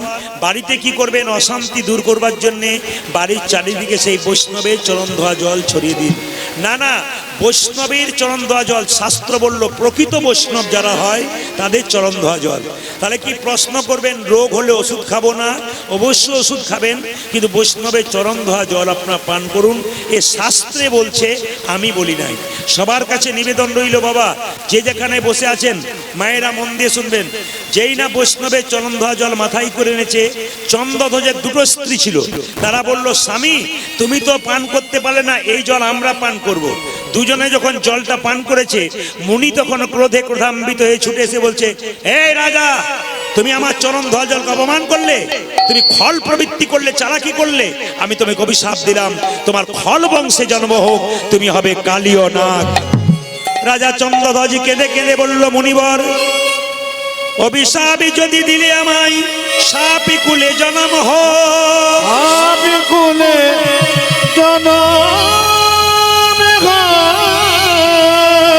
তবে আশীর্বাদ দাও যেন ভগবানের চরণ আমার মাথায় পড়ে। ভগবানী চরণ আমায় মাথায় পড়ে। বৈষ্ণব বলল, যা, বৈষ্ণবের চরণ ধোয়া জল তুই যখন মাথায় এনেছিস, অভিশাপ যখন দিলাম সাপ কুলে জন্ম হবে, আশীর্বাদ দিয়ে দিলাম একদিন তোর মাথায় ভগবান কৃষ্ণের নাচ হবে, নৃত্য হবে। মায়েরা, কালিয়নাগ সাপের মাথায় কৃষ্ণ নাচছে না? আপনারা কে কে দেখেছেন? হাত তুলে দেখান। কৃষ্ণ কালিয়নাগের মাথায়, কালিয়নাগটা কে ছিল? আগে ছিল রাজা চন্দ্রধ্বজ। আপন আপন কর্মের ফলে সে সাপ হয়ে গেল। সাপের জিভটা কাটা না গোটা? জোরে বলুন। হাত দিয়ে দেখেছেন না দূর থেকে দেখেছেন? একবার হাত দিয়ে দেখবেন কি হয়। এইদিকে সাপের জিভটা কাটা কেন মা? আস্তে আস্তে, সাপের জিভটা কাটা কেন সবাই জেনে নিন। সাপের জিভ কাটা কেন, গোটা নয় কেন? তত্ত্বটুকু জানবেন। গরুর পাখি তার মায়ের দাসিত্ব মোচন করবার জন্যে স্বর্গ থেকে অমৃত এনে বৃন্দাবনের কদম্ব বৃক্ষের ওপরে রেখেছিল। এখন সাপগুলো মনে মনে ভাবছিল, যদি একটুখানি অমৃত ঘাসের মধ্যে পড়ে যায়, আমরা চেটে চেটে খেলে আমরা অমর হয়ে যাব। অমৃত পেলে অমর হয়ে যায়, তাহলে অমর হয়ে যাব। কিন্তু যখন ঘাসগুলোতে চাটছে মা, অমৃত তো পড়ে নাই, উল্টো ফল হলো। কি উল্টো ফল? না, যে ঘাসের মধ্যে জীবগুলো চাটছিল ওই ঘাসটার নাম এরকা ঘাস, যাকে বলা হয় কি? কুশ ঘাস। এ বারবার বারবার জীব ঘর্ষণ করার জন্যে জীবটা দুটুকরো হয়ে গেল। জেনে নিন, যেদিন কৃষ্ণ কালিয়নাগকে দমন করেছিল সেই দিনটা ছিল ঝুলন পূর্ণিমার দিন। আজকে কি দিন? জোরে বলুন।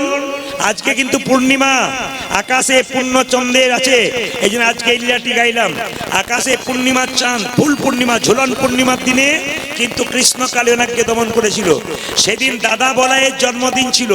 আচ্ছা, কিছু মনে করবেন না, আপনাদের দক্ষিণ দিনাজপুরে বাচ্চাদের জন্মদিন পালন হয়? জোরে বলুন হ্যাঁ না না? জোরে বলুন। আচ্ছা, এবার উত্তর দেবেন। কেক কাটেন? জোরে বলুন। মোমবাতি জ্বালান? ঘিয়ের প্রদীপ জ্বালান? না বলবেন। ঘিয়ের প্রদীপ জ্বালান? পায়েস করেন? খুব ভালো করে শুনে নিন। যদি কেউ কেক কাটেন, ওটা আমাদের নয়, ওটা খ্রিস্টানদের। আপনারা খ্রিস্টানদের কাজগুলো করছেন, ভারতবর্ষের সনাতন মানুষদের সনাতন ধর্মের কাজ করছেন না। এই যে মোমবাতি জ্বালাচ্ছেন, আবার ফু দিয়ে, এদিকে তাকান, মোমবাতি জ্বালানোর পর কি ডিজাইনে আমরা বলি হ্যাপি বার্থডে টু ইউ, ফুস, কি ডিজাইন। আচ্ছা, একটু হাত তুলে বলবেন তো মা, মোমবাতি জ্বালিয়ে নিভিয়ে দেওয়া হয় কেন? একজনও বলতে পারবে না। কেন বলুন তো? আমরা তো লোকে দেখে দেখে করি, নিজে কিছু শিখি না। আমরা নিজের বাবাকে বাবা বলতে পারি না, অন্যের বাবাকে বাবা বলে বেড়াই। এটাই তো আমাদের স্বভাব। এই দিকে তাকাবেন, কয়েকদিন আগে এক জায়গায় গান করছিলাম, একজন মাস্টার মশাইয়ের নাতির জন্মদিন। উনি বললেন, প্রদীপ বাবু আমার বাড়ি চলুন, আমার নাতিকে আশীর্বাদ করে দিবেন, জন্মদিন হচ্ছে। মাস্টার মশাই চেয়ারে বসে আছেন, আমি বসে আছি। নাতি কি করছে? বন্ধু বান্ধব এনেছে, কেক কাটছে, নিয়ে বলছে হ্যাপি বার্থডে টু ইউ, ফুস। আমি মাস্টার মশাইকে বললাম, মাস্টার মশাই আমি তো বুঝতে পারলাম না, মোমবাতি কেন জ্বালালো, এই নেভালো, আর কেক কেন কাটলো? মাস্টার মশাই বলছে, ওই লোকে করছে তাই করছে। মানে ভদ্রলোক নিজেও জানে না। আসলে সবাই শুনে নিন, এ হচ্ছে খ্রিস্টানদের ধর্মের ব্যাপার, এগুলো খ্রিস্টানরা করে, মোমবাতি জ্বালানো। এবার উত্তর দেবেন, যে কেকগুলো আপনারা দেখছেন সেই কেকগুলোর মধ্যে কি থাকে? ডিম। ডিম। আপনার ছেলে শুভ দিনে আপনি ডিম খাওয়ান? জোরে বলুন। তাহলে যদি ডিম যদি অশুভ হয় মনে করেন আপনারা, তাহলে সেই দিন আপনি কি খাওয়াচ্ছেন? ডিম খাওয়াচ্ছেন, 1 নম্বর। 2 নম্বর মাথায় রাখবেন, খুব দামি কথা। কি বলুন তো? মোমবাতি জ্বালাবেন, নেভাবেন কেন? জীবন জ্বালাবেন, সে নিভবে কেন? জীবনের প্রদীপ জ্বলবে, নিভবে কেন? ওটা খ্রিস্টানরা জানে, ওটা আমরা জানি না। আমি আপনাদের সামনে একটা সুন্দর কথা বলতে চাই। আপনাদের এই আসরে শুধু নয়, প্রতিটি জেলায় জেলায় যাই, ছোট ছোট বাচ্চাগুলো তার মাকে কি বলে জানেন? প্রদীপ বাবুর কীর্তন শুনেছি, ঘিয়ের প্রদীপ জ্বালাও, পরমান্ন তৈরি করো। কেক কাটবো না মা, আমি ওই মোমবাতি নেভাবো না। আগে উত্তর দাও, তুমি আমাকে কেক কাটতে বলছো, কেক কাটার মানে কি? উত্তর দাও। মোমবাতি জ্বালিয়ে নিভানোর মানে কি? মা উত্তর দিতে পারে না, মেয়ে বলে ওইটাই করব। যদি মেয়ের জন্মদিন হয়, মাছ মাংস ডিম করতে দেয় না। বহু মেয়েরা বাচ্চা বাচ্চা বলে না, আমার জন্মদিনে আনন্দ হবে, সেদিন একটা পশুকে পাখিকে কেটে লোককে খাওয়াবো না, প্রাণ ত্যাগ করাবো না। লক্ষ্য করুন মায়েরা, বাচ্চাগুলো শিখে গেছে। তাহলে আপনাদের বাচ্চার জন্মদিনে যা করবেন করবেন, আপনারা যা করবেন, শুধুমাত্র একটা কথা বলে রাখি, আগে এইটা করুন। বলে কি না, ঘিয়ের প্রদীপ জ্বালিয়ে ভগবানের চরণে দিয়ে বলুন, হে প্রভু, এই যে ঘিয়ের প্রদীপটা জ্বালালাম, আমার ছেলের জীবন প্রদীপ যেন এরকম জল জল করে দীর্ঘদিন ধরে জ্বলতে থাকে। 2 নম্বর, হ্যাঁ 2 নম্বর, এই যে পরমান্ন প্রসাদটা দিলাম তুলসী পত্র দিয়ে, হে প্রভু, এই যে প্রসাদটা দিলাম, আমার ছেলে যেন ভবিষ্যতে প্রসাদ ভোজী হয়ে আরো 5 জনকে ভক্ত তৈরি করে দিতে পারে। এই হচ্ছে ব্যাপার। মায়েরা আসুন, ভগবান শ্রীকৃষ্ণ কালীয়নাগকে দমন করবে, ভক্তদেরকে কষ্ট দিচ্ছে কালীয়নাগ। তাই ভগবান শ্রীকৃষ্ণ মাকে গিয়ে বললো, মা আমাকে সাজিয়ে দাও। দাদা বলে জন্মদিন। আচ্ছা বলুন তো, আজকে দক্ষিণ দিনাজপুরে কোনো মায়ের বাড়িতে যদি উৎসব অনুষ্ঠান হয়, তার ছেলে যদি বলে আমি স্কুলে যাব, তাহলে মা কি যেতে দেবে? কি বলবে? পরীক্ষা থাকলে যা, এমনি যাস না কেন, বাড়িতে অনেক লোক আসা যাওয়া হবে, তুই আজকে অন্তত বাড়িতে থাক। ভগবানের ডান চরণের নুপুরটা কিন্তু কি ছোট, আর বাম চরণের নুপুরটা বড়। হরে কৃষ্ণ, এই দিকে তাকাবেন। ভগবানের ডান চরণের নুপুরটা ছোট, আর কৃষ্ণের বাম চরণের নুপুরটা বড়। একটা ছোট হলো, একটা বড় হলো কেন জেনে নিন। যেতে হবে ত্রেতা যুগে। বলবেন আপনারা, রামচন্দ্র 12 বছরের জন্য বনবাসে গেল।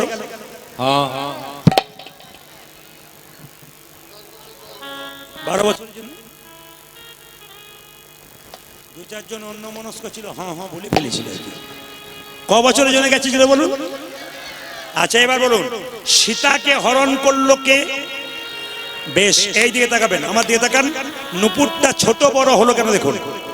রামচন্দ্র সীতাকে হারিয়ে ধনুকে হেলান দিয়ে কাঁদছে। সীতা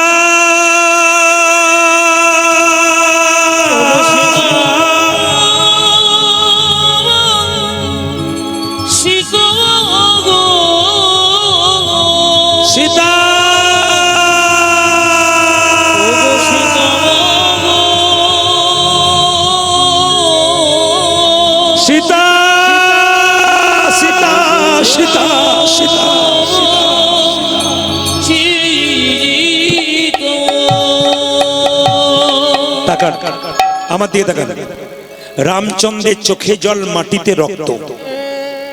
লক্ষণ জিজ্ঞেস করছে, দাদা তোমার চোখে জল, মাটিতে রক্ত কেন?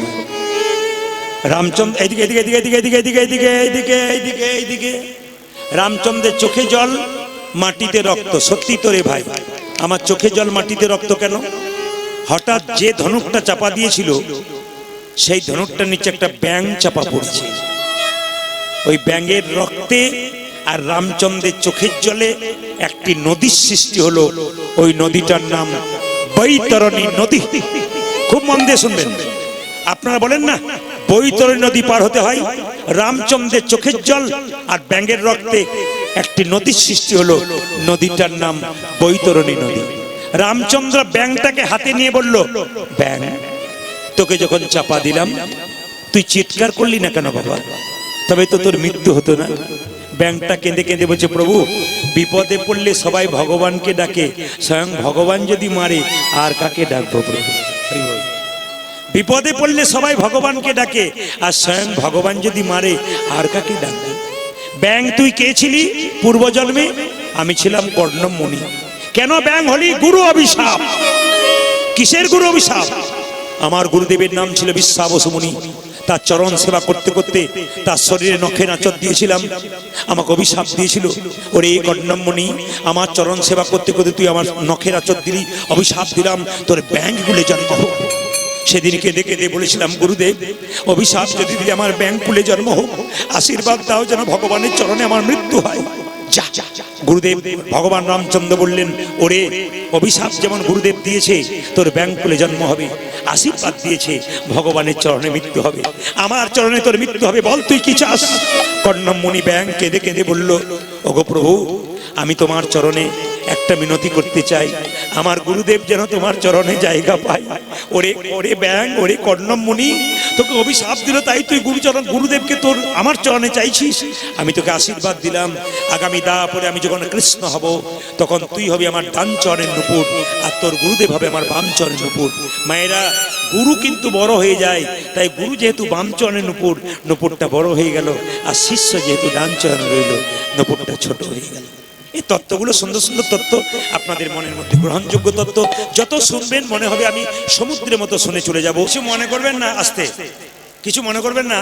আপনাদের এখানে শ্রোতা দেখলাম, কি শ্রোতা দেখলাম? শ্রোতা হচ্ছে 3 প্রকার। আপনাদের এখানে 3 রকমের শ্রোতা দেখলাম। এই দিতে গেল এক ধরনের শ্রোতা কারা? যারা মন দিয়ে কীর্তন শোনে তারা শ্রোতা। যেমন অনেককে দেখছি মুখ হাঁ করে তাকিয়ে আছে, মায়েরা তাকিয়ে আছেন, অনেকে চোখের জল বেরোচ্ছে, অনেকে হাসছেন, আনন্দ করছেন, তালি দিচ্ছেন, এরা শ্রোতা। আর শ্রোতা কারা? কীর্তন শুনতে শুনতে বলছে 2 ঘন্টা হয়ে গেল, চল, ও তো গেল, ওকে নিয়ে আবার 3 জন গেল, এর নাম শ্রোতা। এটা আমার আসলে হয় না, আপনাদের এখানে হচ্ছে না, এটা শ্রোতা। আর সৌতা কোনটা বলুন তো? কৃষ্ণ কেশব পার্টি যে আপনাদের এখানে নাই তা নয়, 2-4টা আছে। যে ঘুমাচ্ছে সে ভাবছে প্রদীপ পাল খালি আমার দিকেই তাকাচ্ছে। না না, এ ফাঁকিবাজ ছেলের দিকে তো মাস্টার তাকায়। ও মায়েরা, এই মায়েদের একটা চালাকি বুদ্ধি আছে, আপনাদের এখানে নাই। অন্য জায়গায় যে মেয়েদের ঘুম পায় সে তখন কি করে, যখন চিরকাল মাথায় কাপড় নিল না, কৃষ্ণ কেশব, পাশের মেয়ে বলছে দিদি ঘুমোচ্ছে, বলে ঘুমায় না, ধ্যান করে করে শুনছি। এমন ধ্যান করে শোনো না যে তুলে নিয়ে যেতে হবে। এই দিকে তাকাবেন, এই দিকে তাকাবেন। ঝাড়খণ্ডের একটি জায়গা আমি প্রতি বছর কীর্তন করতাম, তো ওখানে নিয়ম হচ্ছে কি, এইদিকে বিকেল 3টে থেকে 6টা পর্যন্ত রামায়ণ, আর 6টার পরে আমার লীলা কীর্তন। তো কীর্তন কমিটির ছেলেরা বলল, প্রদীপ বাবু এবছর একজন 80 বছর লোক রামায়ণ পাঠ করবে, শুনবেন। বললাম ভালো কথা, শিখবো কিছু। আমি চেয়ারে বসে আছি, ভদ্রলোক রামায়ণ পাঠ করছে, আপনারা বলবেন এখানে যারা বসে আছেন, এইখানে দিলীপ বাবু যদি বেলা 3টে থেকে 6টা রামায়ণ পাঠ করাতেন আর 6টা পরে কীর্তন করাতেন, বলুন তো 3টে থেকে বাড়ির বৌমাগুলো আসতো না শাশুড়িরা আসতো? জোরে বলুন, কারা আসতো? জোরে বলুন, কারা আসতো? শাশুড়িগুলো আসতো। কেন বলুন তো? বৌমাগুলো কি বলতো, ঘরে বসে বসে কি করছেন, খালি ঘরে কোনো কাজ নেই। মায়েরা, আসলে সব জায়গাতে একই রোগ। আমি দেখতে পাচ্ছি রামায়ণ শুরু হলো, এইদিকে রামায়ণ শুরু হলো, হরে কৃষ্ণ, রামায়ণ শুরু হলো, আর যেই না রামায়ণ শুরু হলো, একজন নাতনি তার ঠাকুমাকে আঙুল ধরে নিয়ে এলো। রামায়ণ শুরু হয়েছে, ঠাকুমা লম্বা করে পা করেছে, আমার দিকে তাকান, লম্বা করে পা করেছে। আবার যখন আমার কীর্তন শুরু হলো, ঠাকুমা নাক ডাকতে শুরু করেছে। যেই না নাক ডাকা কোথায় গেল গো? হ্যাঁ, সব শেষ। ঠাকুমা নাক ডাকতে শুরু করেছে, ঠাকুমা নাক ডাকতে শুরু করেছে। সবাই লক্ষ্য করুন, ঠাকুমা নাক ডাকতে শুরু করেছে। আমার কীর্তন যখন শেষ হয়ে গেল, সবাই যখন উঠছে, তখন ঠাকুমা নাতনিকে আঙ্গুল ধরে নিয়ে যাচ্ছে, বলছে ঠাকুমা ওঠো। বলে আরম্ভ হলো, বলে আজ আর হবে না, কাল হবে, চলো। 3 দিন কীর্তন হয়ে গেল। কুঞ্জভঙ্গের দিনে এসে বলছে, বাবা প্রদীপ তোর কীর্তনে কি মজা? বলে কেন? অন্য জায়গায় কীর্তন শুনি, তোর কীর্তনে আলাদা মজা। বলে কেন, কি মজা? বলে আমার গরমকালের দিনে আমার ছেলেরা 3টে ফ্যান দেয়, 2টো করে ঘুমের ট্যাবলেট দেয়, ঘুমই আসে না। আর তোর কীর্তনে কি ঘুম, আমার ঘুমই ছাড়ে না। আমি মনে মনে ভাবলাম, যাক লাভ তো কিছু আছে। আবার যে রামায়ণ দেখুন, দিলীপ বাবু ঘরে ছিলেন, উনিও হেসে ফেলছেন। এ এমন ডোজ বটে যে ভেতরে ঢুকে গেলে কাজ হয়ে যাবে। সবাই লক্ষ্য করুন, যে যেখানে আছেন এখন লক্ষ্য করুন, যিনি রামায়ণ পাঠ করছেন তার কাছে গিয়ে বুড়িমা বলছে, বাবা তো রামায়ণ পাঠ খুব ভালো। তখন যে ভালো বলা হবে তার তো আনন্দ হবে। হচ্ছে বুড়িমা রামায়ণ পাঠ 3 দিন শুনলে? বলে 3 দিন রামায়ণ শুনলাম, কিন্তু সব কিছু বুঝলাম, একটা জিনিস আমার ভেতরে ঢুকে নাই। বলে কি? রাম রাক্ষস না রাবণ রাক্ষস? যিনি রামায়ণ পাঠক তিনি বলেন, রাম ও রাক্ষস নয়, রাবণ ও রাক্ষস নয়, রাক্ষস আমি যে তোমাকে বোঝাতে পারলাম না। তাই দেখবেন কীর্তন বুঝতে না পারলে বলে প্রদীপ পালও বোঝাতে পারল না। রাধা রানী কি? দেখেছেন দিলীপ বাবুর পা যখন বলছে এখানে রাখবো কি তখন উঠে গেছে, তার আগে শুয়ে পড়েছিল, এখানে রাখবো কি বলতে হুস করে উঠে গেছে, মানে তালে ঠিক আছে আর কি। হ্যাঁ রাখুন, হ্যাঁ অবশ্যই। ওনার জন্য আমি অনেক কিছু করলাম, আহ্বান করলাম, আপনারা দান দেবেন, দাঁড়ান, দান দেবেন, ভক্তি ভরে দেবেন, আমাকে এক টাকাও দেবেন না, এখানে টাকা দিয়ে যাবেন সবাই, শেষে দেবেন। যে রাধা রানী কি, শ্যাম সুন্দর কি, সবার কাছে মাথায় কাপড় নিয়ে আমি একটু অনুরোধ করব, আপনারা আমার মতো তাকিয়ে আমাদের তাকান, এই যে তাকান, মাথার কাপড়টা এভাবে নিন, সবাই মিলে করজোরে বসুন, যে যেখানে বসে আছেন। মায়েরা একবার স্টপ, সবার কাছে বলে রাখি, যে যেখানে বসে আছেন, এটা কি মাস চলছে? অঘ্রাণ মাস চলছে। ভুল বলে ফেললাম নাকি? পৌষ মাস। আচ্ছা, আস্তে আস্তে মায়েরা, এই পৌষ মাসটাকে কি মাস বলা হয়? লক্ষ্মী মাস। আচারে লোক, এই যে আচারে লক্ষ্মী বিচারে পণ্ডিত। পৌষ সংক্রান্তির দিনটা আমাদের সনাতন ধর্মের হিন্দু মানুষের একটা বিশেষ দিন। যেহেতু এই মাসের শেষ দিন, আপনাদের সামনে বলে যাই, ক্যামেরার মাধ্যমে আপনারা শুনতে পাবেন, ইউটিউবের মাধ্যমে। তবে যারা আজকে ইউটিউব করছেন তাদের কাছে একটা নিবেদন রইল, আগামীকাল থেকে দক্ষিণ দিনাজপুরে একটা জায়গায় আমার গান আছে, সেখানকার কমিটি আমাকে আজ ফোন করে বলেছেন, একজন ব্যক্তি করাচ্ছেন, উনি বললেন ওখানে প্রচার করে দেবেন, কোনো ক্যামেরা যেন আমার এখানে না আসে, কারণ উনি প্রচুর টাকা দিয়ে 2-3টে ক্যামেরা মানে বুক করেছেন ওখানে। ওই কোনো ক্যামেরা গেলে কোনো ক্যামেরা উনি পাস দেবেন না, ওই জন্য বারবার বলে গেলেন যে আপনি আসরে বলে দেবেন, কারণ মান সম্মানের ব্যাপার আছে। এখানে যেমন এলেন ওনারা, ওনাদেরকে সাদরে সম্মান দিলাম, ওনারা একটু জানিয়ে দিলাম। ওখানে যদি কোনো আদার্স ক্যামেরা যায়, তাহলে উনি আজকে আমি ফোন করে বললেন একবার আসরে বলে দেবেন, কোনো ক্যামেরা এলাও নেই। উনি নিজস্ব ক্যামেরা কোথা থেকে করেছেন, ওনারা গাড়ি নিয়ে আসবেন, ক্যামেরা লাইভ টাইপ সব কিছু করবেন আর কি, কোনো ক্যামেরা অ্যালাউ করবেন না।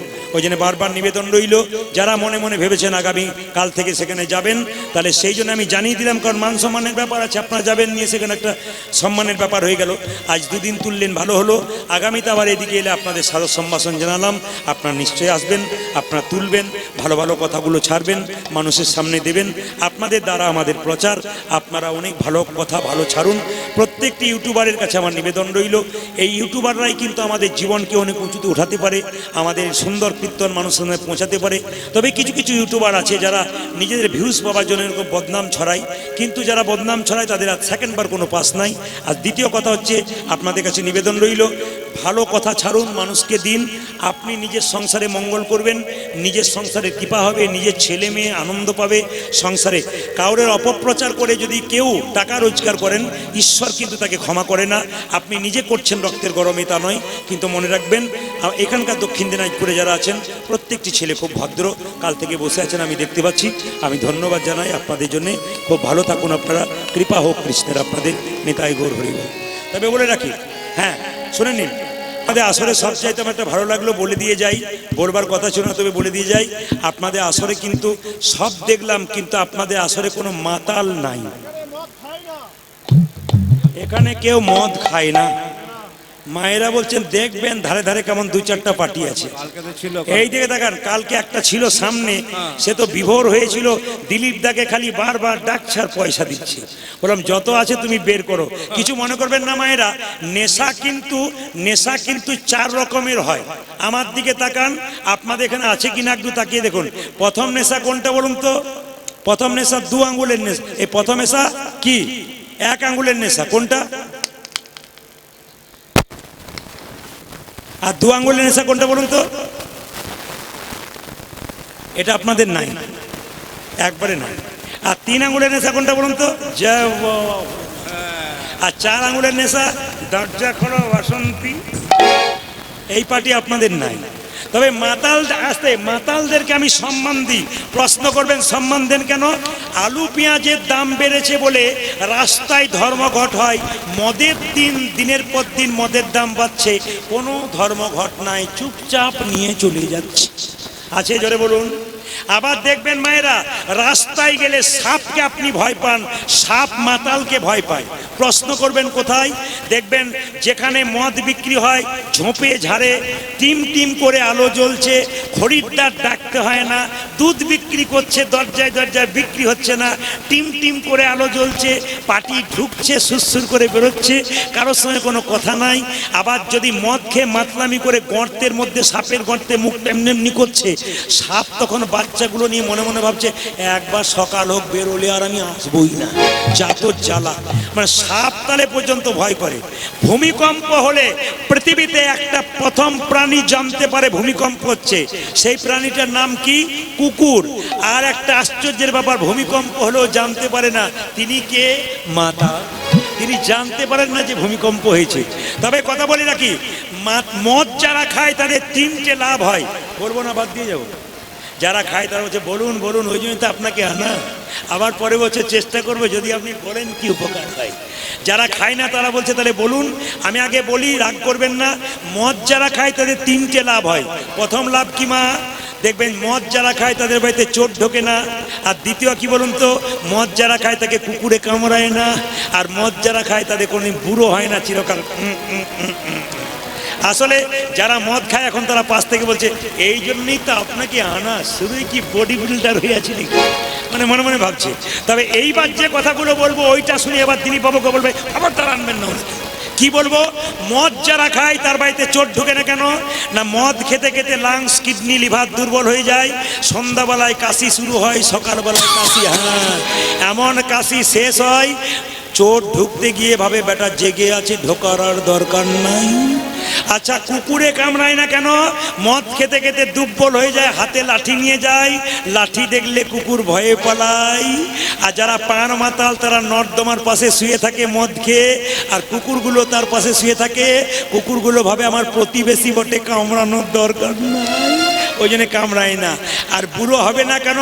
বুড়ো হওয়ার চান্স পায় না, তার আগেই বলো হরি, বলো হরি, বলো হরি। যারা মদ খায় এতক্ষণ বুঝতে পেরে গেলো পার্টি কি বটে আর কি। সবাই মিলে মায়েরা